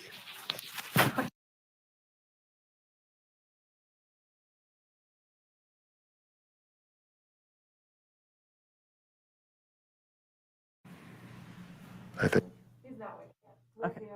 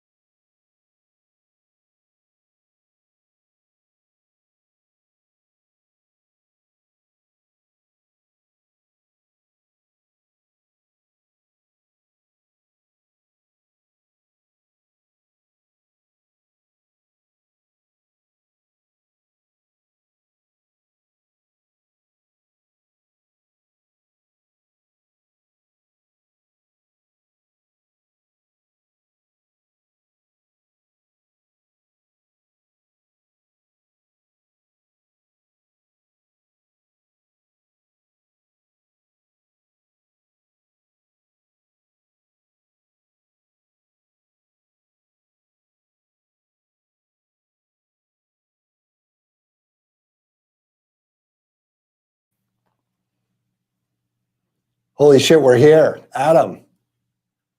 I can't hear Oh him. no, we're doing an intro first. We're Yeah. introducing. Oh, okay. He's not in yet. All right. Yeah. Ready? That's all right. It's live. Whatever. All right. We are here for our next boot. Are you ready? Are you ready? Let's do this. You ready? I'm always the one. You want to start? No. I'm always the one. All right. So welcome to the Bulu podcast Box Talks. Welcome back. Welcome You were with us back. before. Are we doing two? Yeah, I don't even Yeah, know how this it works. is for the anymore. live stream. You guys think I read? Come on. I'm Paul Jarrett, CEO and co-founder of Bulu, and we do a lot of subscription box fulfillment. And we want the show to talk about subscription boxes and all those fun little pieces of knowledge. And who the hell are you? I'm Stephanie Jarrett. I'm your wife. Remember me? Should that be our intro to people of like, who the hell are you? Who the hell are you? Yeah, so if you were with us the first time, we just got done speaking with Matthew Arvalo? I want to say it. Did I say it right? Good making Arvalo? you say it. Yeah. Arvalo. Yeah. Yes. Who is now running Pinfinity, formerly Loot Crate, previously Loot Crate, not formerly. Well, Previously- Pinfinity's new. Loot Yes. Crate, he was the co-founder of. Yeah. Yep. So we had a good talk. That was fun. Yeah. So much fun. We're going to do it again with a new guest. Yeah. It's kind of like the opposite in that we went from like LA, big, sexy brands, all this shiny stuff. And then now we're talking about like the meat and potatoes execution part of it, right? So I think that's a cool juxtaposition. Look at me using big words. Sexy too. Nothing Good. sexier than boxes. Our next guest. There is nothing sexier than our next guest. Let's bring him on. Ladies and gentlemen, Adam Choate of Bulu, somebody I consider, keep his ass on mute. Keep his ass on mute. Somebody I consider one of our really kind of third co-founders of this whole shenanigan. I often don't encourage our team at all to talk and use the word families, but he does feel like my brother from another mother. I wish I had somebody like Uncle Dole in my life. So we're even talking about him, Uncle Dole today. Right? Did I say it right? Dole? That's right. You got it. All right. Well, Adam, no pressure because we get to edit this whole thing and you're not live and there's nobody watching right now. But thank you for letting us force you on the show. I know this isn't your shtick, but I think we're at a point now. I mean, hell, 8-9 years in, almost a decade in, guys. Oh my God. Here we are back in a room going, how are we going to do this once again with the podcast? And I think we just have so much things that we've learned along the way and so much like knowledge that we're unaware of. And I always see, folks from our team talking to other companies and these companies, like massive companies like Disney and Clorox, they get off the phone, the email, they're like, you guys know so much. And we're like, we still feel like we're figuring it out. So it's awesome to have you on and share some of that knowledge. So Adam, why don't you, I want to kind of use the new, who the hell are you as an intro, but I think that's a little aggressive, but I think with you, it's kind of okay, right? Like you want to tell our giant massive audience, like who the hell you are? What do you do? Why are you here? Why am I here? I thought you could just do an intro for 45 minutes and I wouldn't have to talk. So that is very possible. Yeah, I thought we might get away Adam with that. Coltrane Choate, born in Tennessee, Crab Orchard, Tennessee. Yeah, there you go. Hopefully, they don't have computers there yet, so we're probably okay with them not knowing. Moved to Nebraska 12 years ago, and have been for a job, and then left, and then have been with. Where'd you work? Nebraska Book Company. I was. What the hell did they do? They sell books. So is that still a thing? Barely, but yeah. So my experience there was selling lots of books one at a time, and the completely opposite of what you try to do in the subscription box world. So from an operation standpoint is definitely a little different. Have been with Bulu since day one plus a couple of days, so somewhere along there. Yeah, and we've April 12th, 2012. we figured it all out together. And I have we try not to tell people this, but I've probably done every job at Bulu there is. Yeah. At some Yeah. point. At some point or Yeah, another. we got an HR finger wag comment already. Oh. Adam, what HR? Reference to you. He was HR in the early days. Oh, I'm sure it's a reference to me. Are we past Yeah. 5 yet? Can I say whatever I want? Yeah. Let's see. CFO, check. Developer, check. Yeah. COO, check. El Presidente, check. HR, probably something, check. Yeah. Customer service, check. Probably a temporary CEO when we'd flee the country for a couple of weeks, check. Let's see. Marketing, you had your own blog going at one point. We'll just throw that as a check. Sales, securing sales. Probably not. I No, think I do. no sales. Graphic design, I maybe. think you And have. no graphic design because they won't let me use crayons. So we have a position that's open, Adam, and we think you have the Crayon skill officer. set. Chief Crayon Officer. I think we did used- our crayon thing and we're done with it, right? Yeah. Well, Adam, what do you do? What do you do now, today, currently? Today, I tell people in the outside world that I work at a warehouse, but in truth, I manage the day-to-day operations of our fulfillment center with various number of people and projects going on at any given time. Yeah, Adam is being humble, which I expect the entire time. But he pretty much runs all of the fulfillment, logistics, warehouse operations. So gets a lot out from the team, like we all do. I have personally shipped millions and millions and millions of boxes. There, is that better? Yeah, there you go. That's perfect. I love it. And how many did you start at, Adam? We won 0. And how many did you think you were going to do, Adam? Probably less than 100. And how many? You said millions upon millions now. So yeah, there you go. It's weird because in a way, like we did it, but it doesn't ever feel like you did it, right? For anybody that's go ahead. It just never stops now, you know?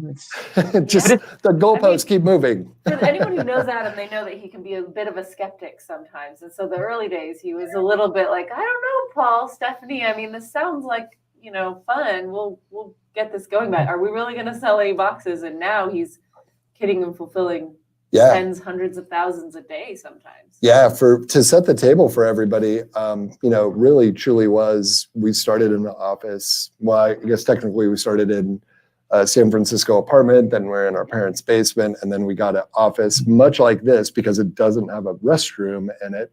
And it was myself, Stephanie, Adam, and Kate, and it was us 4.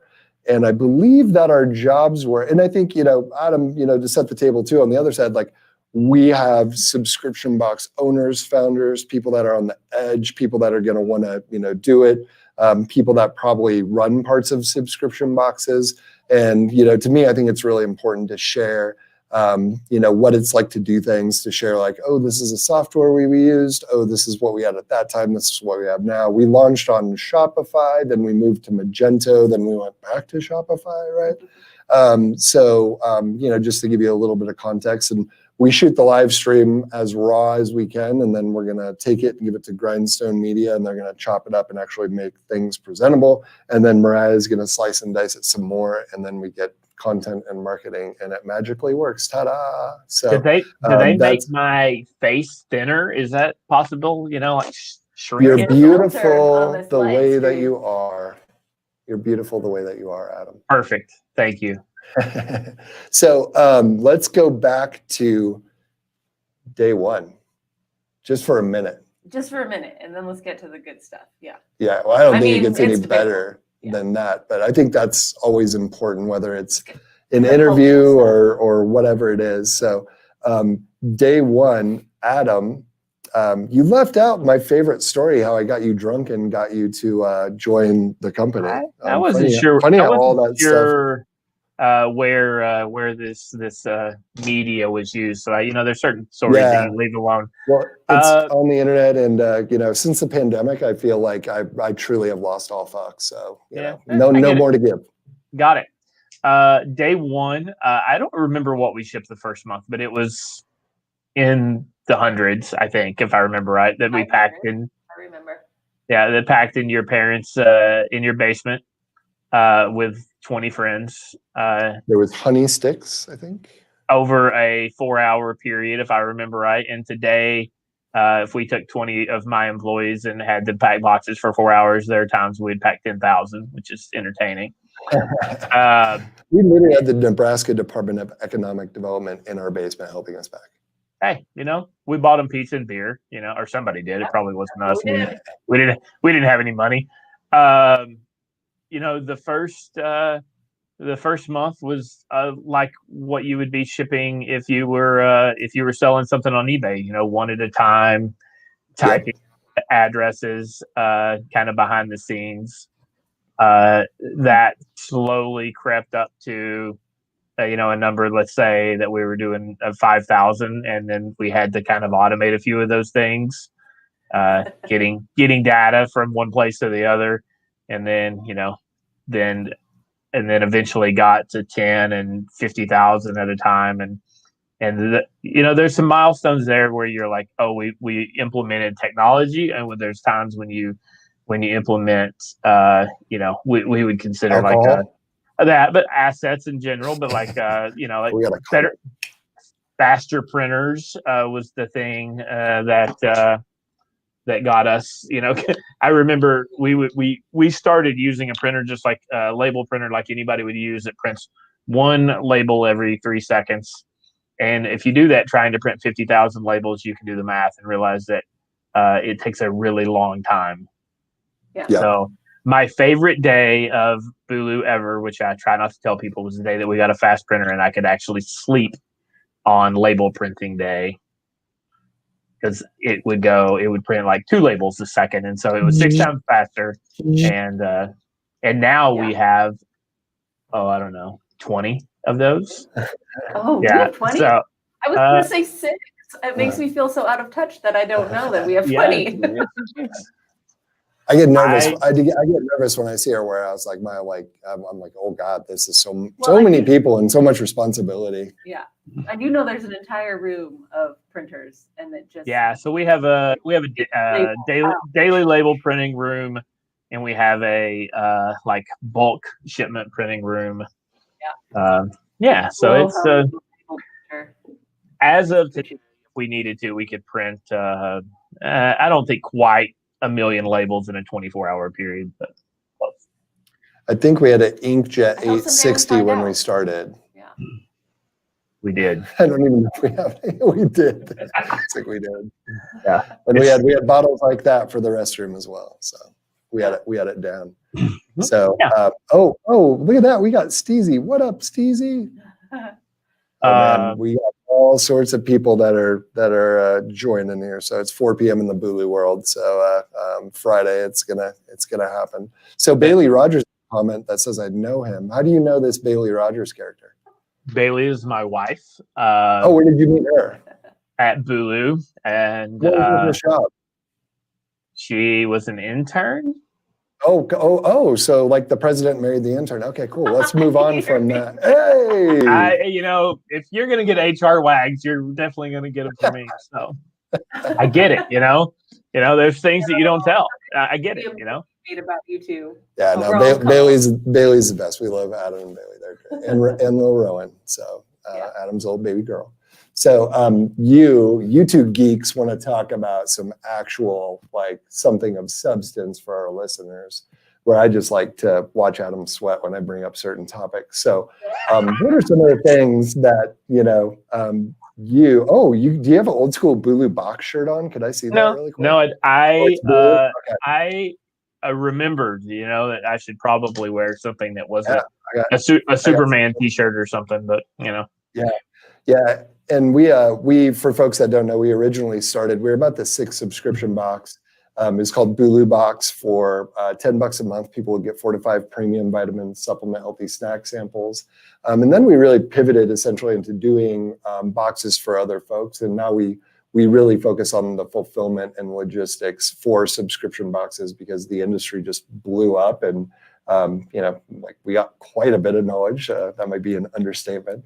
I think, Adam's expertise is one of the reasons, if not, one of the main reasons why we're able to succeed in this area. And I do remember, like, after a couple of years, I was like, damn, like, we're really good at fulfillment. That's Adam. Let's just do more of that because we're really strong in that area. So what are some of the things that you two, because I mean, really, Stephanie and Adam are the ones tackling the operations part, the fulfillment part. What are some of the things that you guys wish that you could go back and either tell yourself, or some of the things that, you've discovered that would be really valuable for some of the other subscription box people to be aware of? Yeah, in regards specifically to kitting and fulfillment. I think so. Yeah, that's like that thing that people always kind of put in the back of their mind. And then I think the longer you do it, you realize that it is a foundational, crucial element. And, a lot of people learn a couple of years in, like, oh, I've been losing my ass on this and I had no idea. So yeah, exactly. Do you want me to go? Adam's already working. He's like, whatever.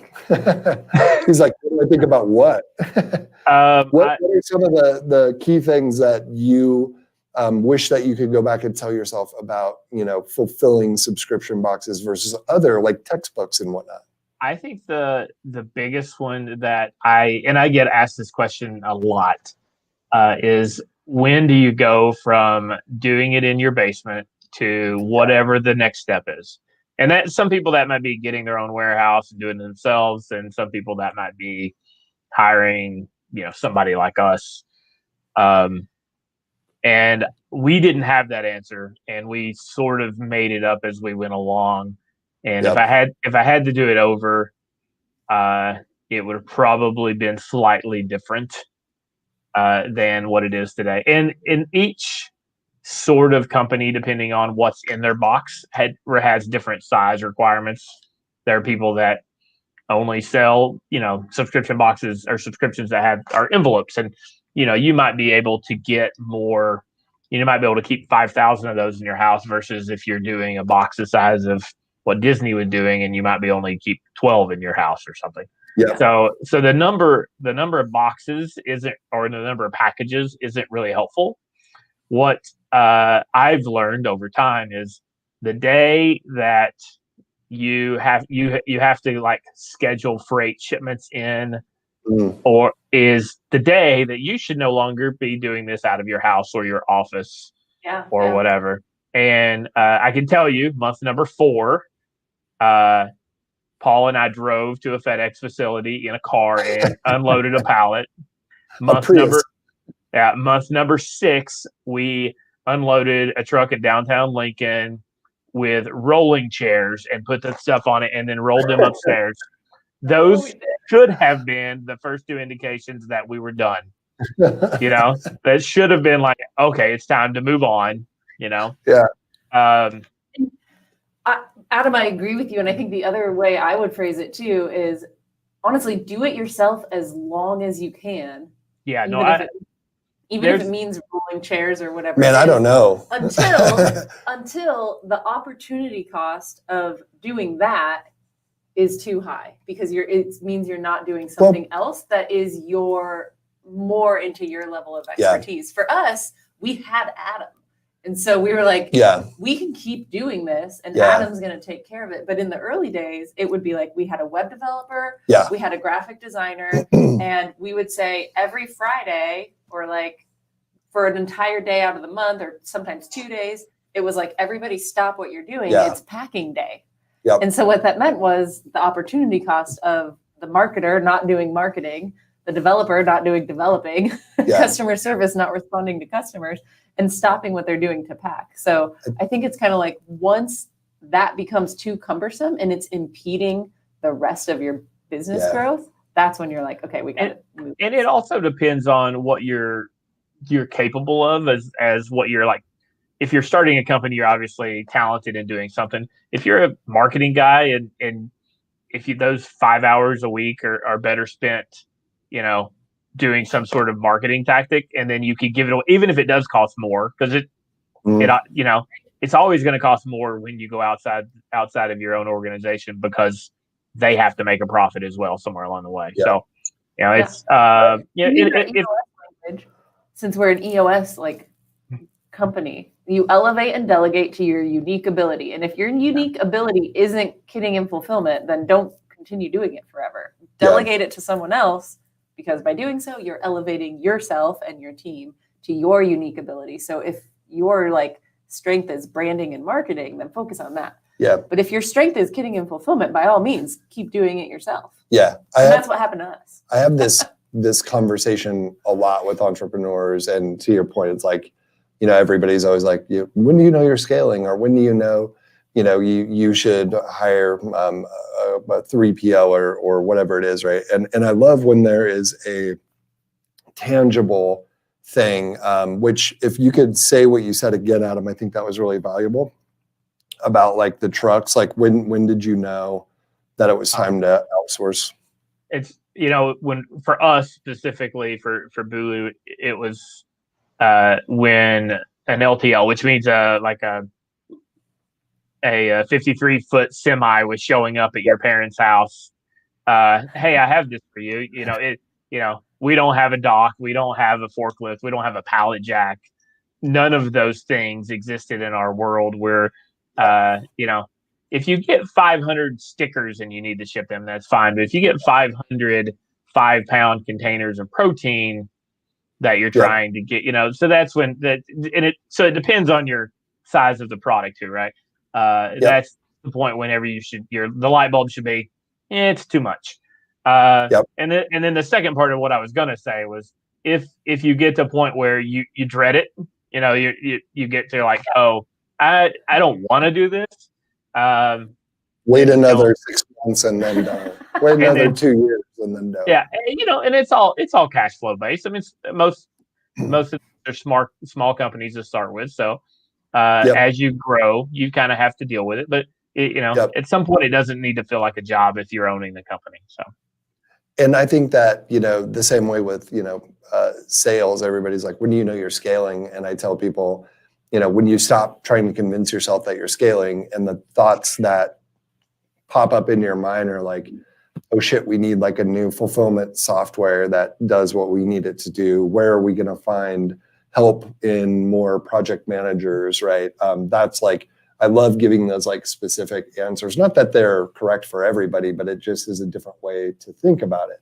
And I would come back and challenge both of you and say that, I think that I think you're both correct in your comments, but I also think there's maybe a step back for people need to understand what is their goal, right? Do they want to create something to make money right away? Do they want to create a bunch of users that they use in a different way, right? Do you want to just raise capital and lose money, or frankly lose money like Amazon did for a decade or whatever it was? Do you want to just have a side hustle? Do you want to create something? So I think a lot of people, they get in their heads, and we see this all the time with our partners. It's like, well, we want to grow this fast, we want to be profitable, and we want to introduce new products. And it's all of this stuff. And you're like, okay, that's 5 different things. Let's focus on one in the beginning, right? And then you push your partners and they go oh, well, actually, we just want to get Instagram hearts because that equates to sales. So I agree with what both of you are saying. And I think for most subscription box founders, that is the goal, is we need to be profitable or determine a path to profitability, which is incredibly hard. But also there are some listeners out there where, I think you really need to take a step back and figure out why are you doing what you're doing? And also to take a step back, there is a question from, it looks like a stock image, and it says, who was the box pack race champion? That's definitely a stock photo. It looks like a Taylor Lautner stock photo. Oh, wow. That's just mean. So I don't know, but I do believe that Paul lost that on quality a few times, if I remember right. I don't think our listeners, can you explain what the box packing race was? So in the early days when we packed in, We should do this again. By the way, we keep saying early days, and I'm feeling like we should do this again. in Paul and Stephanie's apartment, which was also the office, which was also the packing. One bedroom of the apartment was a packing area, except on days we didn't need it, and then sometimes also used as a place to take phone calls. We would take when we were packing on Fridays, usually Fridays, we would test boxes out, and we would have people or teams of people pack them and then ship them. Well, we wouldn't ship them. We would throw them up against the wall to make sure that because we taped them, and today most subscription boxes aren't taped. And that's something we learned, very early on. Like, oh, hey, we need to these make boxes are cutting me. make it where we don't have to do so many little pieces. But as each individual employee would race down and put their 5 to 7 items in, and then tape it, and then throw it up against the wall to see if it broke open. If it broke open, you were disqualified. So Paul may have lost a time or two. I'm not winning with these bare paws. I'm not winning a box. Yeah, definitely not. And Taylor Lautner, who worked for Bulu for a long time, has won a time or two. He has very soft hands. If for those of you that don't know, so he can throw it. Skinny finger. Yeah. So it came with 0 award, and basically Just you bragging, would Mailer brag. toddler. Yeah, there you go. So that's kind of how we tested whether or not we thought things would ship okay. Was throw it down the stairs or whatever. So you kind of mail it to Uncle Dole.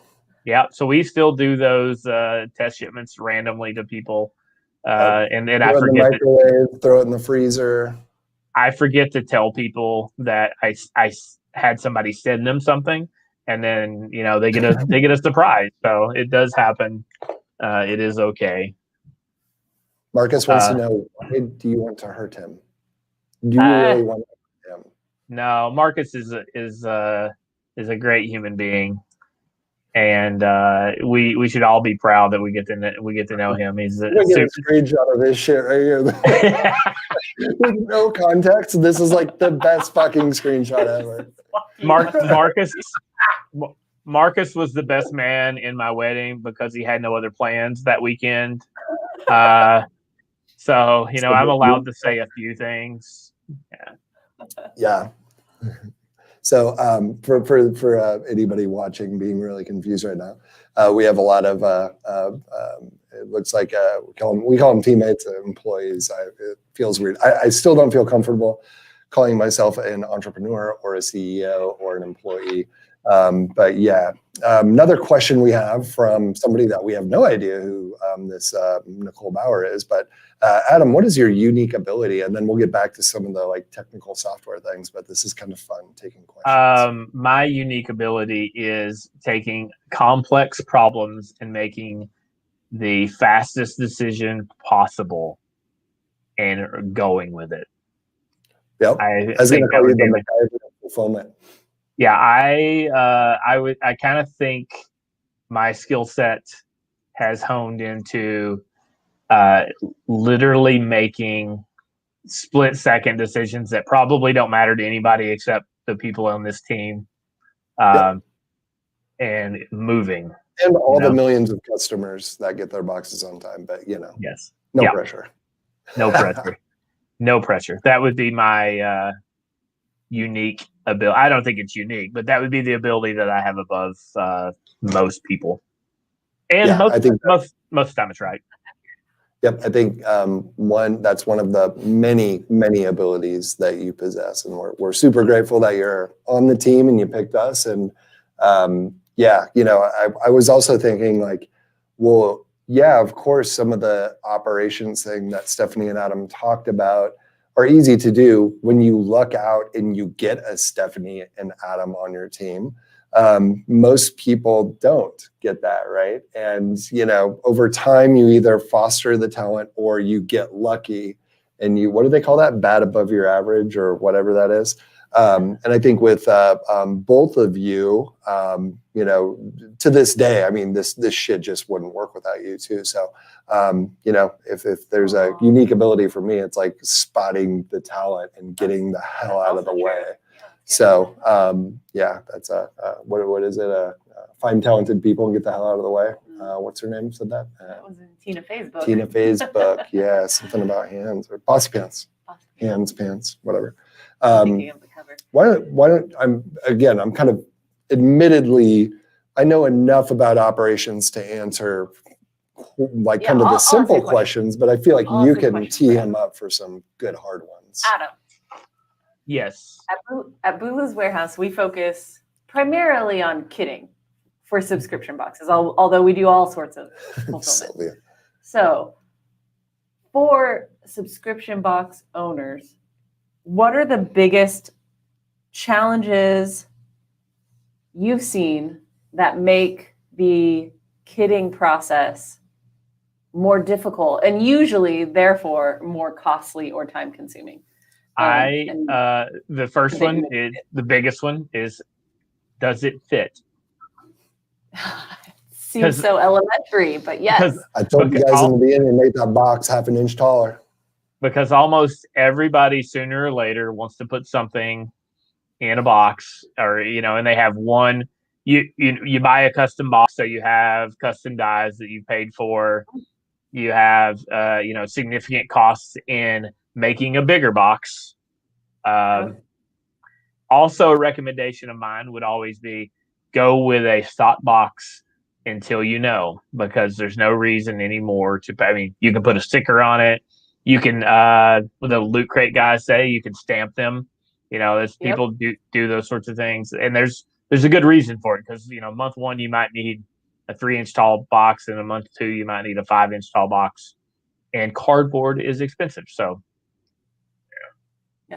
that would be number one. Number two is, we live in Nebraska, so if you want to ship something that is possible to freeze, don't ship it in January. In a what was that thing called? A blizzard, thunder blizzard? Yeah. Lightning blizzard? What's that thing called again? I don't even know. No, it was like legitimately called. Is it Sharknado? What is it? Thunder snow. Thunder snow. Jeez, what the hell? I still don't know what it is. Don't ship plants in thunder snow. So there's some kind of you think about it as common sense, because if you were going to ship something to somebody in your family, you wouldn't ship them something that was going to break open. But whenever you're running a company, I don't think your mind just goes, oh, here, I need this stuff, ship it on out the door, and you don't think about those things. I think that shipping chocolate in July, there's a lot of those things that have happened to us over time that you look back on and go, well, that was stupid. And I'm sure it has happened. So the chocolate in July was like month 2. Right. And some of the other stuff, we didn't have control over. So, but I agree with you. It's like you can't beat Mother Nature, right? And then I would also go, I'm all for making something look as pretty as possible, but have some expectation that between when it leaves your building and when it leaves your house or your 3PL or whoever, and when it gets to the customer, it's just not going to look the same. You want to make it look as nice as possible, but after traveling through, hundreds of thousands of feet of conveyor belt on a UPS assembly line or a UPS through distribution centers along the way, it just doesn't look the same. It gets dropped, it gets whatever.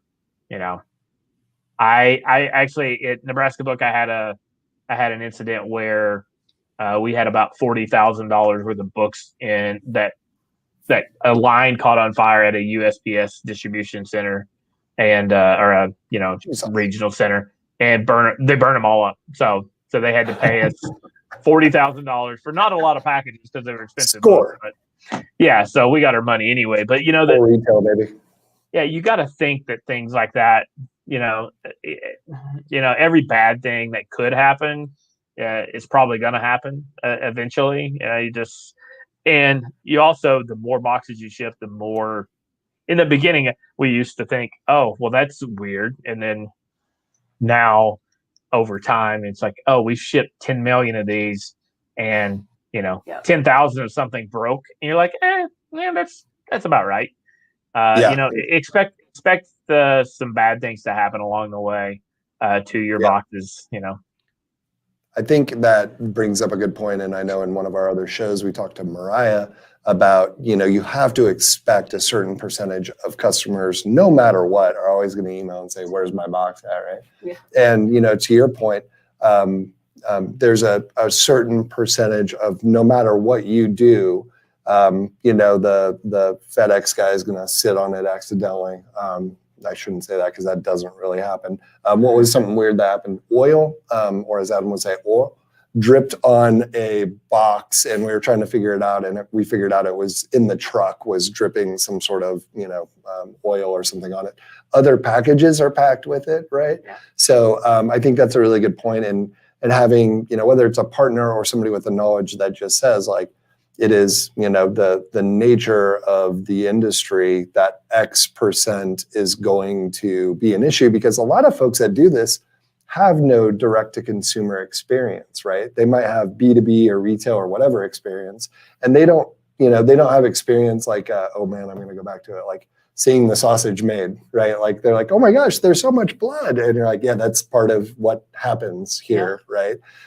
So I think those are all really good points. We have a few questions from I just wanted to audience. comment real quick on just to expand on one of the things, Adam, you said, which was, about the contents of the box, and I just emphasizing how much that matters and can impact your bottom line is like a really big issue that I think 2 pounds or less. Definitely, like the end consumer wouldn't even think twice about, but determining the exact products. And if you're like, you sourced everything and it arrived at our warehouse, and then you're like, oh, actually individually these things fit in the box, but together all 8 of these things don't fit in the box. What are we going to do now? And these are supposed to ship next week, right? Call Adam. Yeah, all those sorts of things. And then even thinking through, every single ounce, because, the dimensional weight versus the actual weight, all of that matters to your budget, because you've budgeted to ship a 3-pound box. And suddenly you procured, item X instead of item Y, and you're 2 ounces over, and now your budget is blown for that. Now you're fucked. So yeah, Adam, that was a really good kind of point to bring up, that thoughtfully thinking through every single component inside the box all matters. And I can even say from doing fulfillment for other partners, that things that don't fit in the box, I can give examples of things that don't fit in the box that cost us more than double what it would cost if you take that item out and put something that fits. So whether and if it costs us that much more, and we're pretty talented at this, it definitely costs the person sitting at home the extra time to do it. Yeah. So Adam, go ahead. I was gonna say a few things that some of the people running subscription boxes, I think it's valuable to hear is it's a delicate balance of striking. You want the box to look full, like there's a ton of product in it, but you also need to be able to fit everything into the box, right? And the size matters, but I think that go. I was waiting for you to chuckle at your own. I wasn't going to, but I heard the nose breaths over there. But I think, oh boy, here we go. People think size matters, but it's more about does it, when you open it, are the products, is it full? Are they kind of bursting out the seam? So if you have like a 3-foot long box. Oh my God, I can't now not think of this stuff. What are you So doing? Abandon. if you have a large eject. So if you have a large box, like you might be like, oh, that's cool. Look at that huge box, and you can do all this shit with it. And then somebody opens it up and it feels a little barren. You're like, oh. Whereas if you bring that down and there's more products coming out of it, that's where the customer and the data supports, like, that's where they're like, oh, there's a lot of value. And that's something so small, but it's important. Another thing is, get your box under 2 pounds. I think that's still the number. You'll save a lot if you can. Or just get it into whatever your budget is, Yeah, right? yeah, better point, yeah. Which means whatever, you just got to pay close attention to Yep. the final mix of Yep. items. Also, the items that are coming to you, Adam, I remember when we had that pallet at my parents' house that was glass bottles, inside of a package, inside of a package, inside of a package, inside of a package. And it was just like never ending. It's like Russian dolls going into it.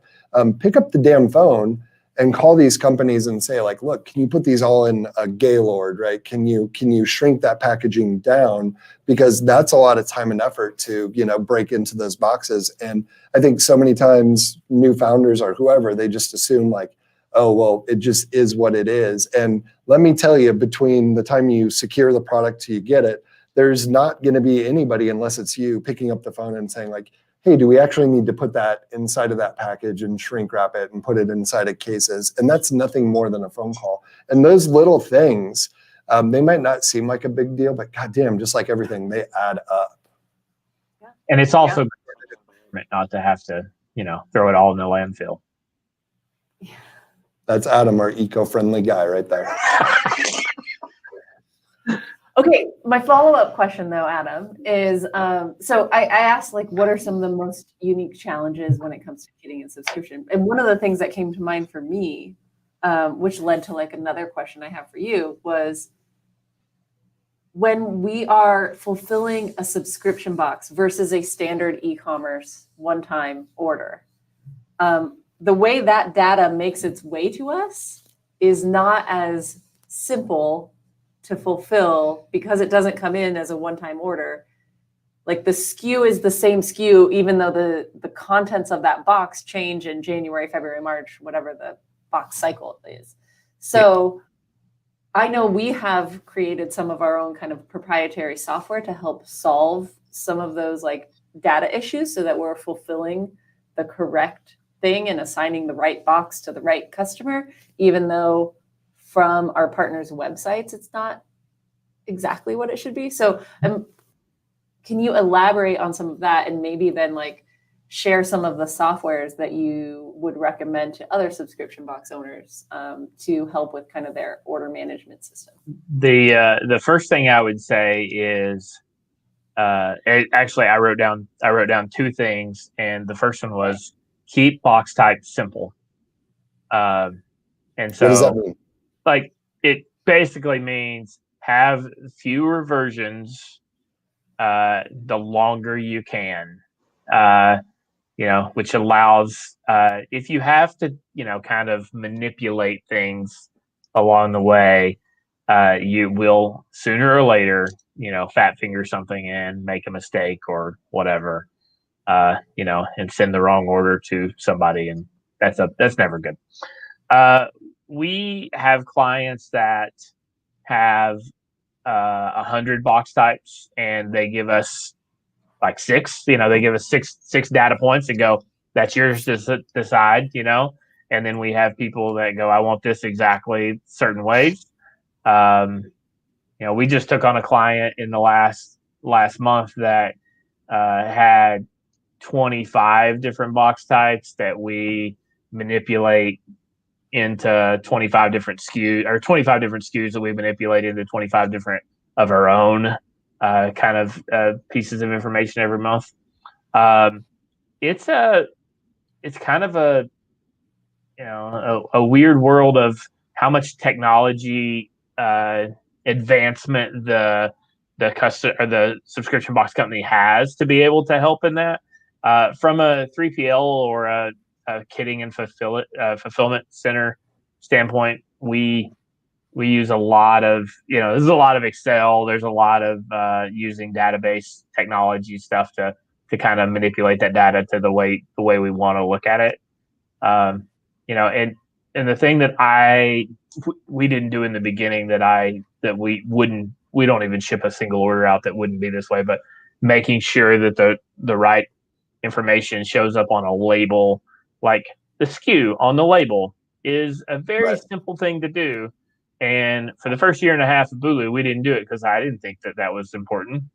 And it was their own boxes, so it was like whatever. Yeah. So so it's there's not a lot. I don't think there's a lot of technology that we use today that is proprietary or anything outside of like just going, oh, here's reference point A, here's reference point B, making a map of those things every month to make those work and make sure that double check them. That's here's the thing. That is the point where everything else can go really, really wrong. Right. Mm-hmm. You can go from packing 100,000 boxes correctly and then make one mistake in your SKU reference map, and that means that you shipped out 100,000 boxes incorrectly. Yep. To somebody, for example, you might have a box where you have a regular box and a weight loss box, and you mix those up and you ship other person the other box. So whether in our case, the warehouse did everything they were supposed to do. However, the boxes were incorrect just because the data was incorrect. So keep it simple as long as you can. Here's the truth. The more complicated you make that, the number of boxes, the different styles, whatever it may be, the more expensive it is going to be if you do it yourself, if you hire it out, if you pay your neighbor kid to come work in your basement. You may not think about it that way, but there will be more questions. There will that's a fine balance, because then from a product development perspective, the big trend everyone is talking about is like customers want more control over the contents of their box, which that's an entirely separate, they're gonna have to pay more. An entirely separate podcast. But it's a balance between that, which, to your point, Adam, inevitably like costs more time and money when it comes to the logistics associated with executing that. And when I say that's a whole nother podcast, is I think that's highly debatable, like the right level of customization, because we've been down that path with our partners, and we had this whole initiative to like add more customization and more options so that people can really tailor the box and get exactly what they want, exactly on the timeline and the frequency that they want.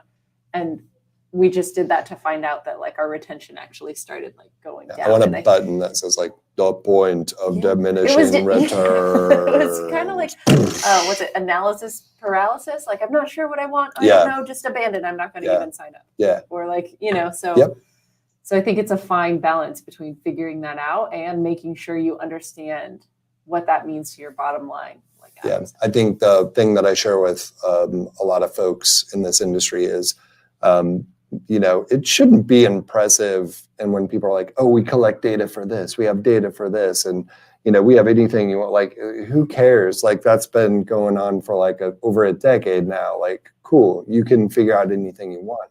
The important thing is, what do you want and why do you want it, right? And I think that's something that Adam taught me like early on. It's like, can we do this? Can we do this? And I was like, well, hell, we can do whatever you want, but like, like, why do you want it? And my God, the level of, dashboards for investors and all of that other stuff. Don't track it just to track it, right? Yeah. And you can create and provide that to people. And let me help you out, everybody. What does that do? It creates more things for people to ask more questions about, right? And so, at a baseline, you're going to want to know like customer acquisition costs, lifetime value, when you make your money back on what you spent on those things, retention, cancels, there's a pretty, basic amount of things that you want to know. And then based on your box, you got to kind of use your brain and figure out, what matters to you. And I thought, Matthew, that we had on the podcast, formerly of Loot Crate and now of Pinfinity, he had some really good points about like what they were going after in 250 like core customers. He had a word like kind of like we want to create a fan. Oh boy, I forget the word already. But it was like really important for them to have that fan base because that was the type of customer that they were. So, everybody out there, yes, everybody's got Shopify. Yes, everybody has Google AdWords. Everybody has all the same things. Now, why are you tracking? Like, what do you need to find out? And usually that trickles all, or I guess goes all back up to your goals, right? Like, why are you tracking certain things if that's not even the goal? Like, cool, if you track that thing, right? Who cares? So somebody is asking, Miss Nicole Bauer here. This is a great question. And let me just start by saying the amount of jargon in the fulfillment and logistics industry is enough to make a human lose their mind, right? When you hear 5 different terms, I think this morning at 8 a.m., I was like telling Stephanie something. She goes, oh, I think they meant like master cases. And I was like, God damn it. Like it all means the same thing. And so Nicole Bauer's question is, can you define kitting versus pick and pack versus whatever else? So Adam, I want to hear your answer. I know, I got my answer and I'm curious what Stephanie's is. I would I'll start with pick and pack. We basically define pick and pack is where we go find one particular item, put it in one particular box, and put a label on it and ship it out the door. This would be how Amazon packs every box that goes out the door for them. Yep. And you can do subscription boxes that way. It would be fairly, I wouldn't say dumb, but it would be a fairly dumb thing to do. Call us when you lose your ass. Yeah, in a large scale effort. Kitting can be done in a various number of ways, but what basically is what I think of when I think of kitting is how do you efficiently pack the same thing over and over and over and over and over and over. There are people that do them at kitting stations where you might stand at a table and put the same 10 things in a box all day. There are people that run them down an assembly line and your job is to put one thing in the box and you just wait for the next box to come. There are people that do them manually, walk them around, a table and pick things. There's a variety of ways to do it, but basically saying if we're going to make more than X number of these boxes, let's find the most efficient way to do it as we can. Because the thing that you probably don't think about, but the very micro sense of in sense meaning like pennies of a transaction in a warehouse job or a warehouse charge adds up in a hurry, over time. So if you're, when you're making 10 boxes, it doesn't matter. When you're making 100 boxes, probably doesn't matter.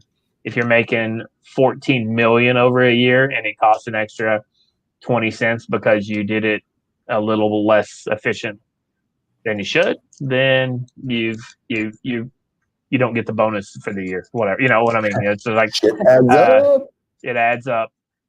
When you do the same thing every day, finding the best way to get the most out of it is what I would consider kitting.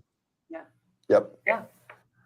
Yeah. I mean, I don't want to be repetitive because I'd just be saying the same thing rearranged differently, but that's it. The only thing I'd add that I think is kind of interesting is that within kitting, there's kind of 2 ways to do that. One is kitting to store and the second is kitting to ship. And if you're able to kit to ship, it means on the assembly line or in the packing station, you actually have the orders in hand. And so you can put the shipping label on at the time as part of the kitting process so that you can kit to ship right out the door. Yeah. If you're kitting to store, that just means one more touch on the product. So you're kitting it into a unit and then you're storing that on the shelf to fulfill later as orders come in. So we try to do as much kitting to ship as we can because that's where it's most efficient. Yeah. Also, there's super kitting. There is all sorts of things. And I Is that like a kit within a kit? that Like kit is, section? yeah, they can, the thing that I've read, it defined as like customization within a kit. They call it super kitting, but it's also like on a few websites where it feels like a forced term, right? And Okay. which kind of Learn something. yeah, well, it goes back to like, it's like when I talk to partners or potential people that are going to work with us, like I just like to call a spade and just go like, look, it's a highly commoditized industry, right? And you're generally going to get back like, oh, we charge $1 a box, right? And the devil is in the details.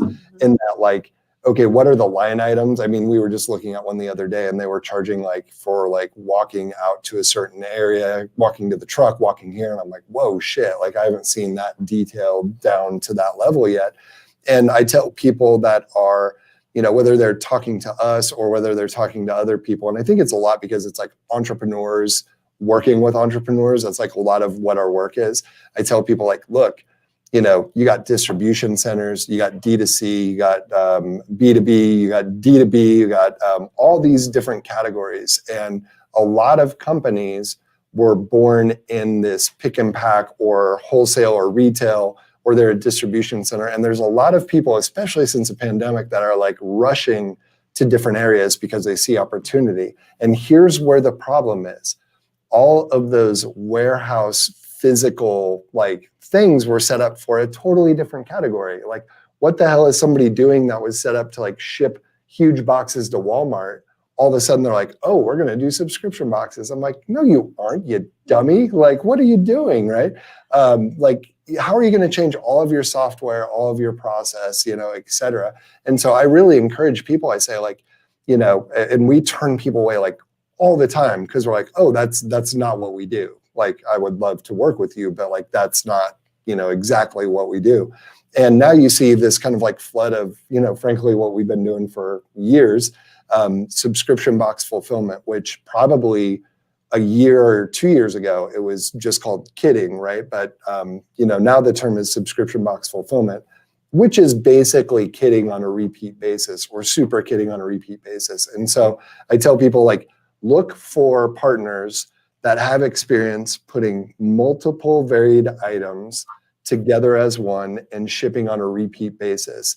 And when you find people that have software and process and physical like equipment set up for that, that's the pricing that you want to get. And you take that pricing and you compare it to other people. Yep. And I get fired up about it because it kills me to see like entrepreneurs and other people like think they got a good price, right? And look, like we aren't the cheapest. Like there's fits for everybody, but it kills me to see people, get kind of bait and switched with pricing, especially when it's an entrepreneur trying to like figure out how to grow, and they're like, you're like, oh, yo, you're getting screwed on like pallet storage. Like you need to check that out. So.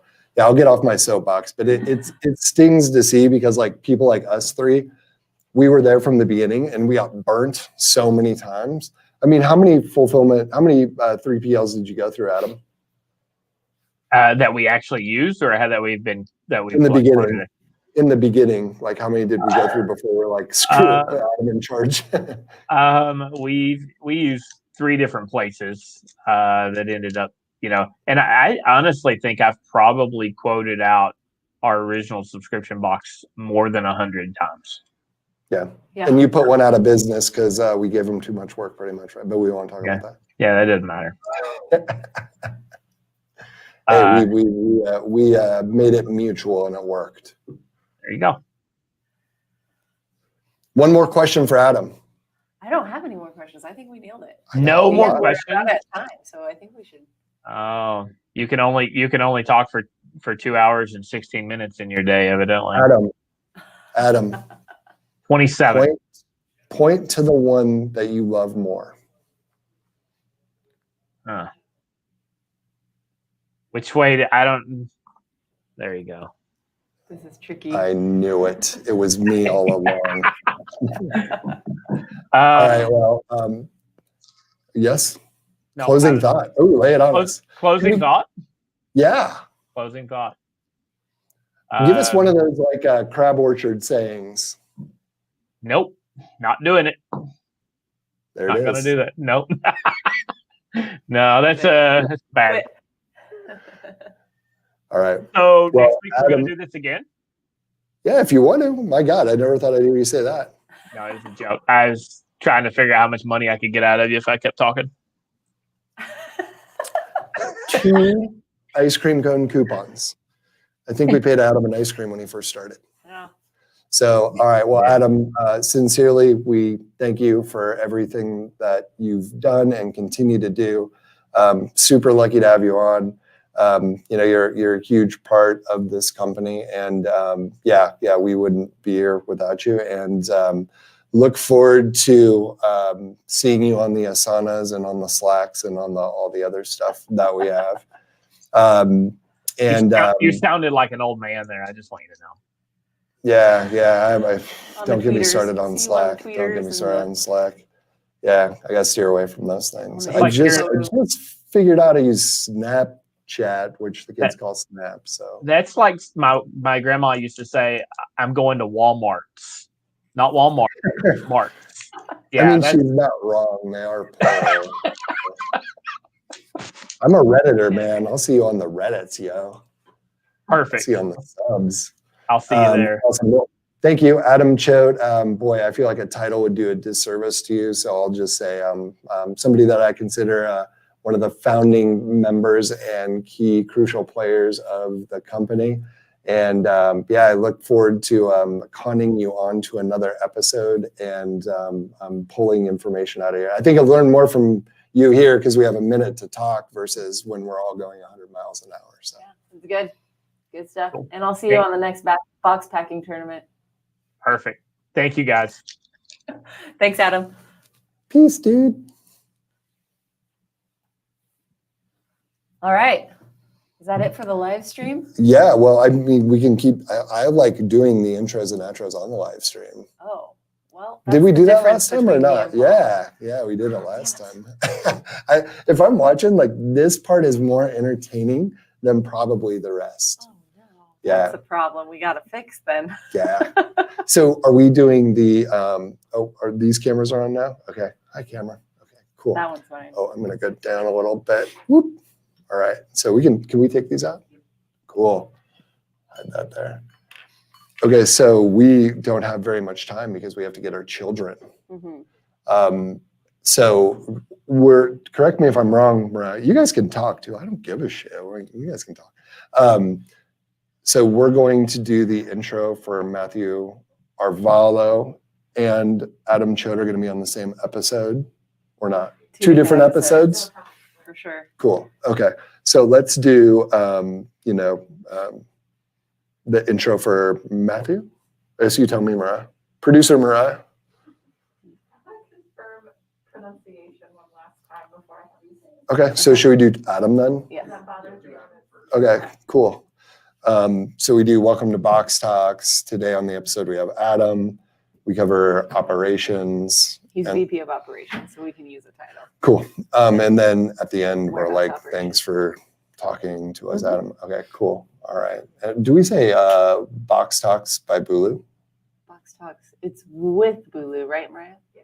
With. I got some new taglines I want to try out. Oh, God. Are you ready for Here we it? go. All right. Welcome to another episode of Box Talks with Bulu. My name is Paul Jarrett. I'm the And- CEO and co-founder of Bulu. And cutting me off is Stephanie Jarrett. I'm also a co-founder at Bulu.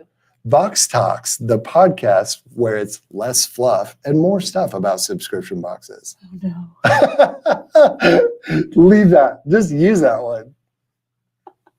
You know we will. Are you ready for my next one? Yep. All right, let's do it. Welcome to Box Talks with Bulu. My name is Paul Jarrett. I'm the CEO and co-founder of Bulu.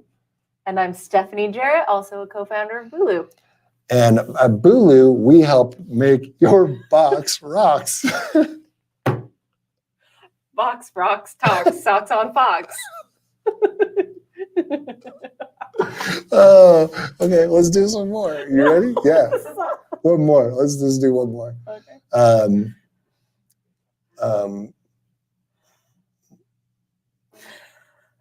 Okay, this one's A really really bad. bad This one's so bad. He's gonna start like.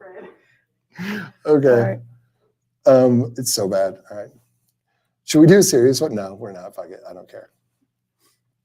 Welcome to Box Talks with Bulu. My name is Paul Jarrett. I am the CEO and co-founder of Bulu. And I'm Stephanie Jarrett, also a co-founder of Bulu. Do you Bulu? You should. It will rule you. No, that doesn't even make sense, Paul. I know. Definitely not. I lost it. I was like thinking about it so hard. I started laughing in my head and I couldn't think of what I was going to say. It was close to that though. All right. That's a great intro. All right. One more. We said that last time. I know. Okay. I think I actually got a headache from holding that laugh in too hard. I got like a migraine because I didn't want to laugh. All right.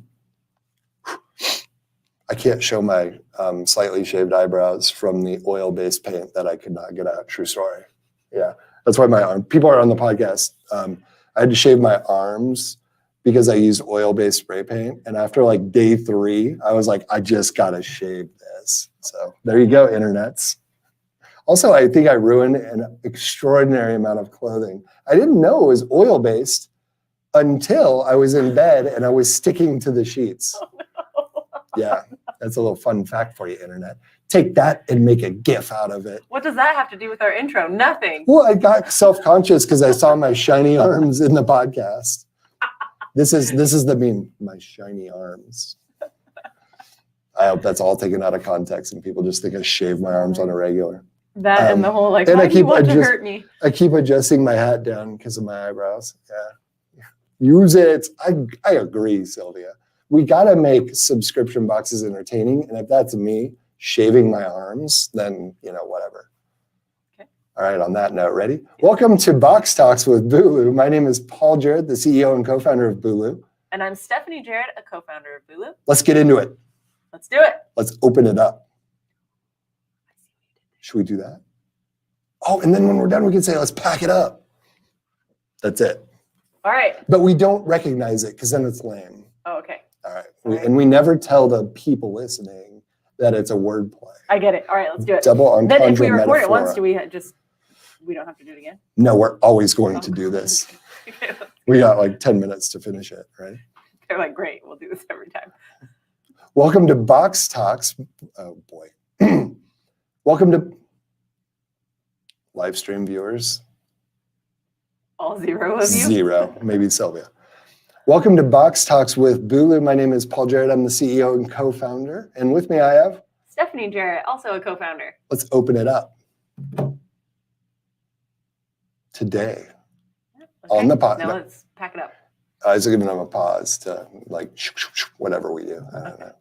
And I still hope we do some like hip hop kind of music, not too heavy, Post Malone-ish, who knows.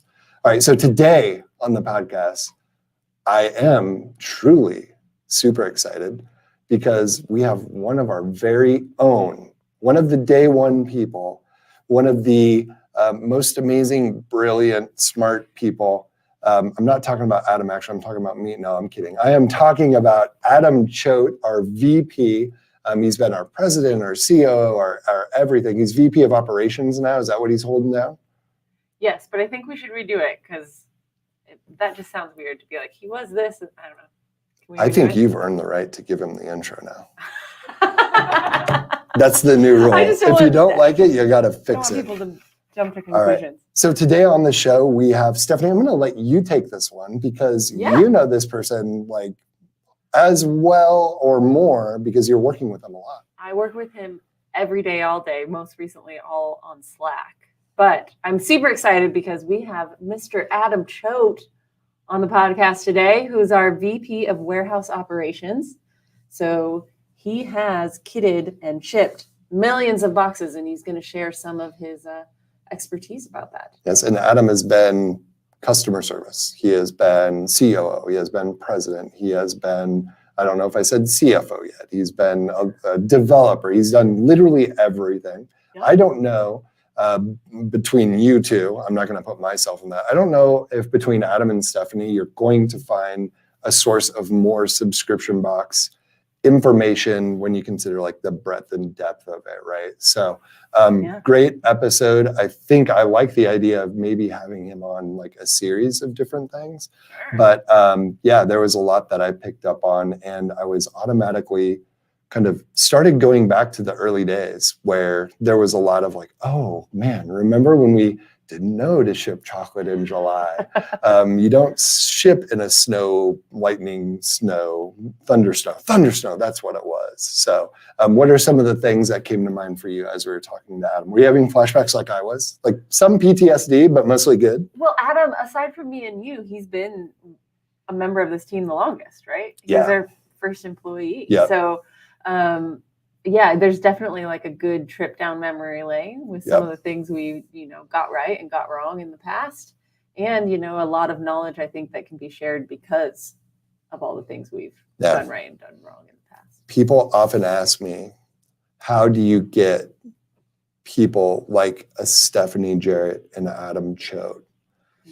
And I tell them, you need to get them drunk and marry them. Because with both of you, That's kind of what happened. it's kind of what happened. She's like, shit, that's actually true. Yeah, so Adam, I took him out to lunch and I just kept feeding him beers. And then I was like, why don't you come on down and check it out? We're here Right? at this thing we got going on. And I'm pretty sure I did the same thing with you. I think for about 2 weeks straight, I was just feeding you drinks. I'm like, will you go out with me? So that's the trick, everybody. That's Keep a alcohol in bad their pointer. system. That's a Well, you bad don't- pointer. You don't do it bad like you get them intoxicated. You open their minds a little bit. There you go. So that's the trick. Right? Didn't work with Hank, but Yeah. All right. So without further ado, let's get into it and let's see what you two mostly have to say. All right, here we Let's go. Open it up. All right. Now let's do the intro What? or the outro. The outro. Well, you can be Arvalo is him. Arvalo. Okay. So we'll do the closer with Adam. Okay. Ready? Mhm.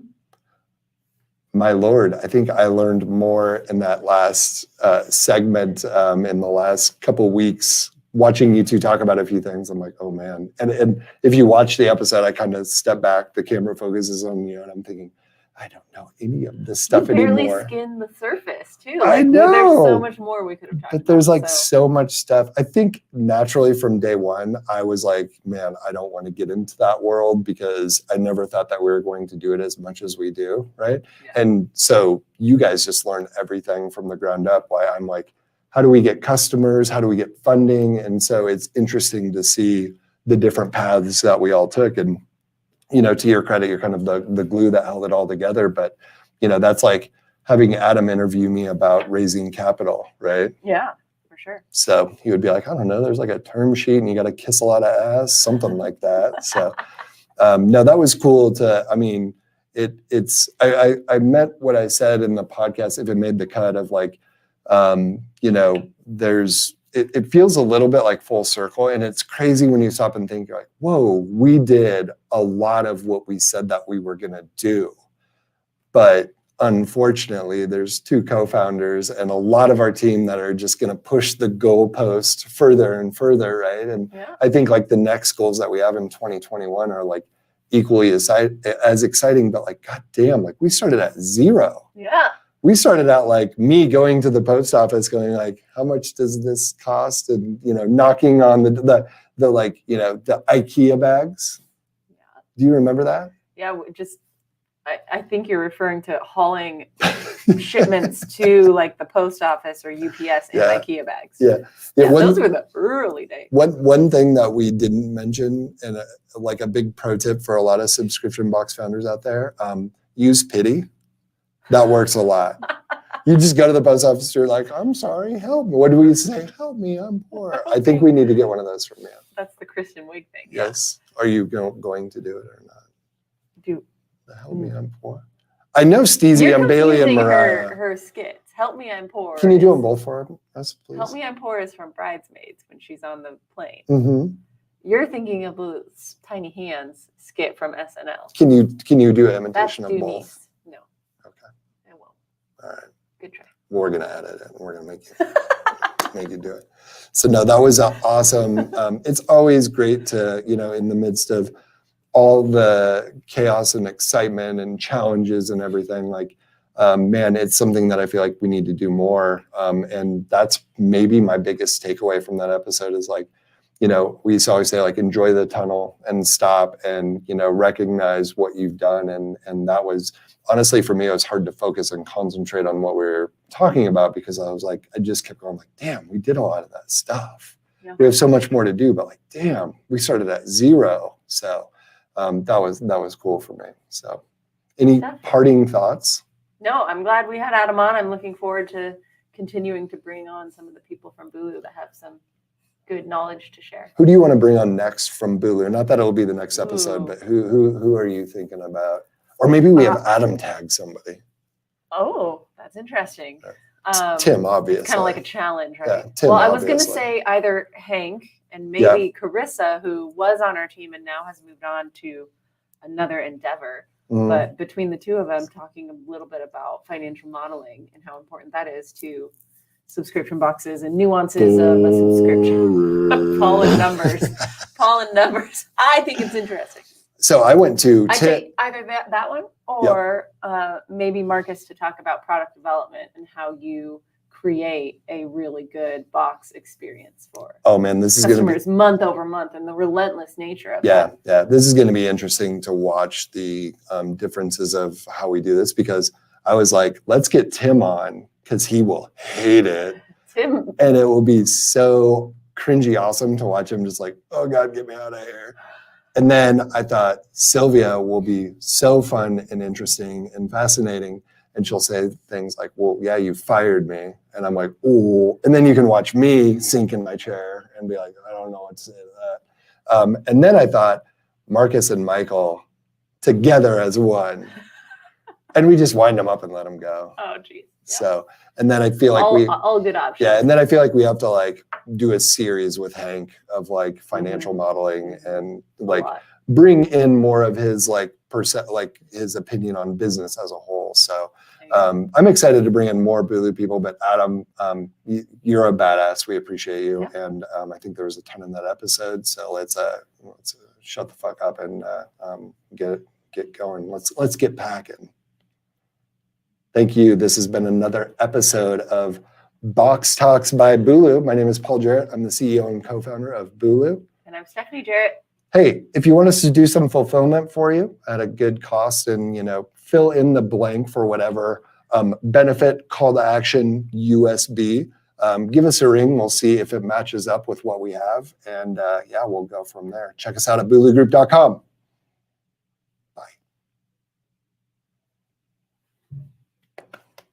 All right, next one. You ready? Yeah, we better. Do we have time? I Aravalo? didn't know these would take. Arvalo? Aravalo. Aravalo. Aravalo. That's what I was wondering. Yeah. All right, we'll do this one quick. Ready? Yep. Welcome to Box Talks with Bulu. My name is Paul Jarrett. I'm the CEO and co-founder of Bulu. And with me, I have Stephanie Jarrett, and I'm also a co-founder. and fill in nifty tagline. Actually, if you have a tagline or a way to intro it, Please help us. Please help us. Yeah, just like join and watch, and we'll put it down there. Let's see. Is there anybody? Stephanie, give the intro. How dare you, Nicole? So yeah, you know, we're going right now with like let's open it up, but whatever. I think that's half the fun in the show is just like figure it out. Yeah. Redundancy is boring. So who's on the show today? Today we have Matthew Aravalo, not the CEO. I made that mistake in the show. Yes. He is the, I forget his title, but he's the co-founder of Pinfinity. It's pins.ar. He also had pins.ar/join. I'm not even going to attempt to explain the product. It is, I would say, a subscription product that layers in some AR, but it's kind of like you're getting a physical item and there's a digital experience, working with big, sexy brands. And I love that we're talking to people from LA and brands like Marvel and Disney and all these cool brands. And then we're talking to people in Nebraska that are like, I actually have to figure out a way to pack this and get it done. So all sorts of a range of different episodes. Stephanie, what stuck out to you about when we did talk to Matthew? Well, for me, Matthew, it's his passion for creating a really, really good experience. And not just an experience for his subscribers, Yeah. whether it's for his box from his days with Loot Crate, Yep. or now with his subscription for Pinfinity, even just creating a good experience for everyone around him, from Yep. his team to Yep. his board to even just his family, and how that all is important to him, and how that bleeds over into what he's doing with his subscriptions and with augmented reality, I thought was really interesting. Yeah, Matthew's a super good dude. He's somebody that I've looked up to for quite a while in the industry. And man, he's been there from day one, whether it's Subta or whether it's Loot Crate or Pinfinity. And man, he's doing some really cool stuff. He's in a really good spot, and excited to watch where he goes. And I think we should take him up on, trying to get him on the podcast some more. What do you think? Agreed. Yeah, let's do that. There's All a right. lot we could cover. Well, let's get into the episode, and then I guess we'll talk after. Sounds good. Let's do it. Let's go. Nailed it. There you go. All right, you ready? Do you want to Outro? start? Yep. No, you can. Okay. 1 second. Let me think.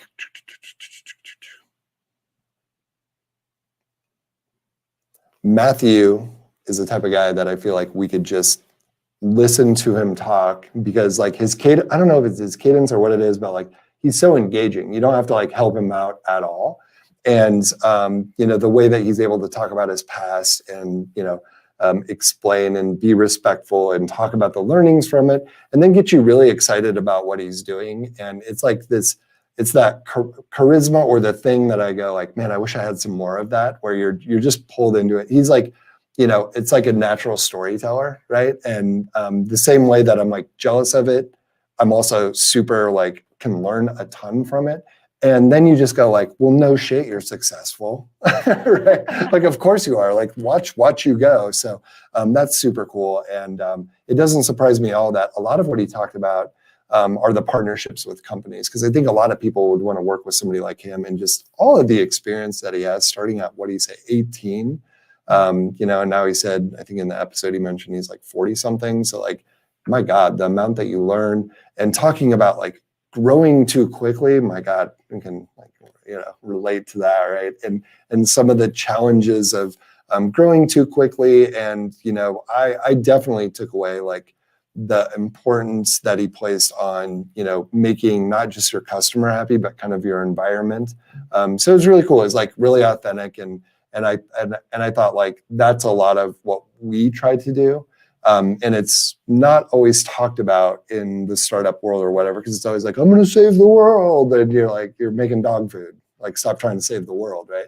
And he's just very like down to earth and authentic, and it's good to see somebody like that with the amount of success that he's had. So that was kind of my big takeaway from it. What do you think about after that conversation with him?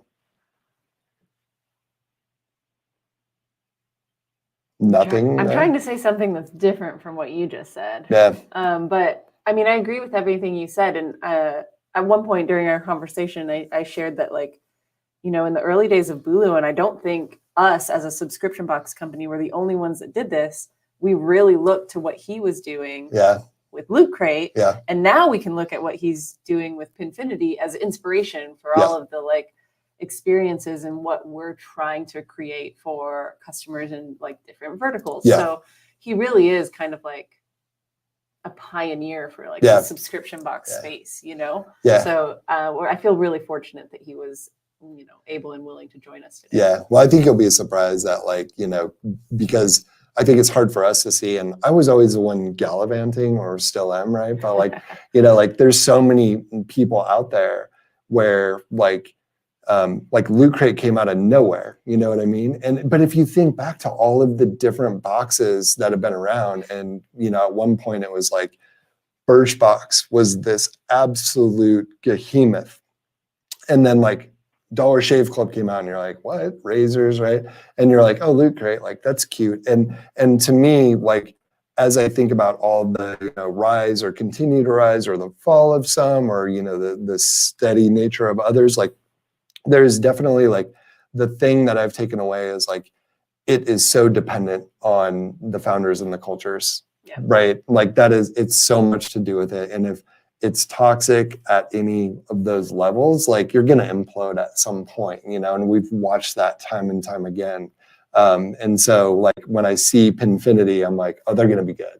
Like they got, they got to get, and it was cool. Also, he's starting the company with his wife, right? Yeah. Or actually, she's starting the company with him. There you go. Is that They're how starting I say it it? together. Yeah. Okay. I have to say this now. How annoying is it when people are like, oh, and your wife joined the company?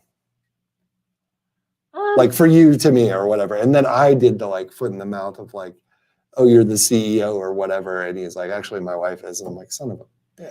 Like, when those things happen, it's kind of, I don't know, probably a downfall that they don't really register with me until I stop, and maybe sometimes I feel like other people even have to point it out, but it does happen constantly. Little things like that. In my defense, I just assumed like the way we were interviewing the CEO and whatever, and whatever. But I guess there's no excuse for it. But it's like I swear at some point I saw. Maybe it's because I saw a co-founder, but whatever. I mean, I was wrong, and I'm sorry, Hannah. CEO. We should have her on. What are we doing? We don't want to talk to Matthew. Yeah. Somebody go get Hannah. Next time. Yeah. So no, that was super awesome, and I look forward to having him on again. And or the two of them. yeah, and I think for listeners out there in the subscription box world, like these people aren't so out of reach. It's if you're respectful of their time and you reach out. You're going to find people, and you can ask them for advice. You can drop them emails. I think that's a mistake a lot of people make is they don't think they're big, but a lot of those people like Matthew, I'd say like us, like a lot of companies out there, like subscription box companies, it actually feels good to like be able to help somebody avoid the mistakes and headaches that you made. Yeah. So never be shy to Matthew's just done a good job of kind of paying it forward in the industry. Yeah. And honestly, it's a break for a lot of people. So, like we say at Bulu, like never be afraid to just pick up the phone. Just pick up the phone. You never know. That's how big things happen. So, awesome episode. Look forward to having him on again. Thank you, Matthew. Thank you, Hannah, CEO. We'll have her on. Maybe let's do that. Let's have them both on. Let's do that. All right. So until next time, I guess it's time we got to go get the kids. Let's pack it up. Let's pack it up. That's a wrap. Good job. Yay. Good luck editing.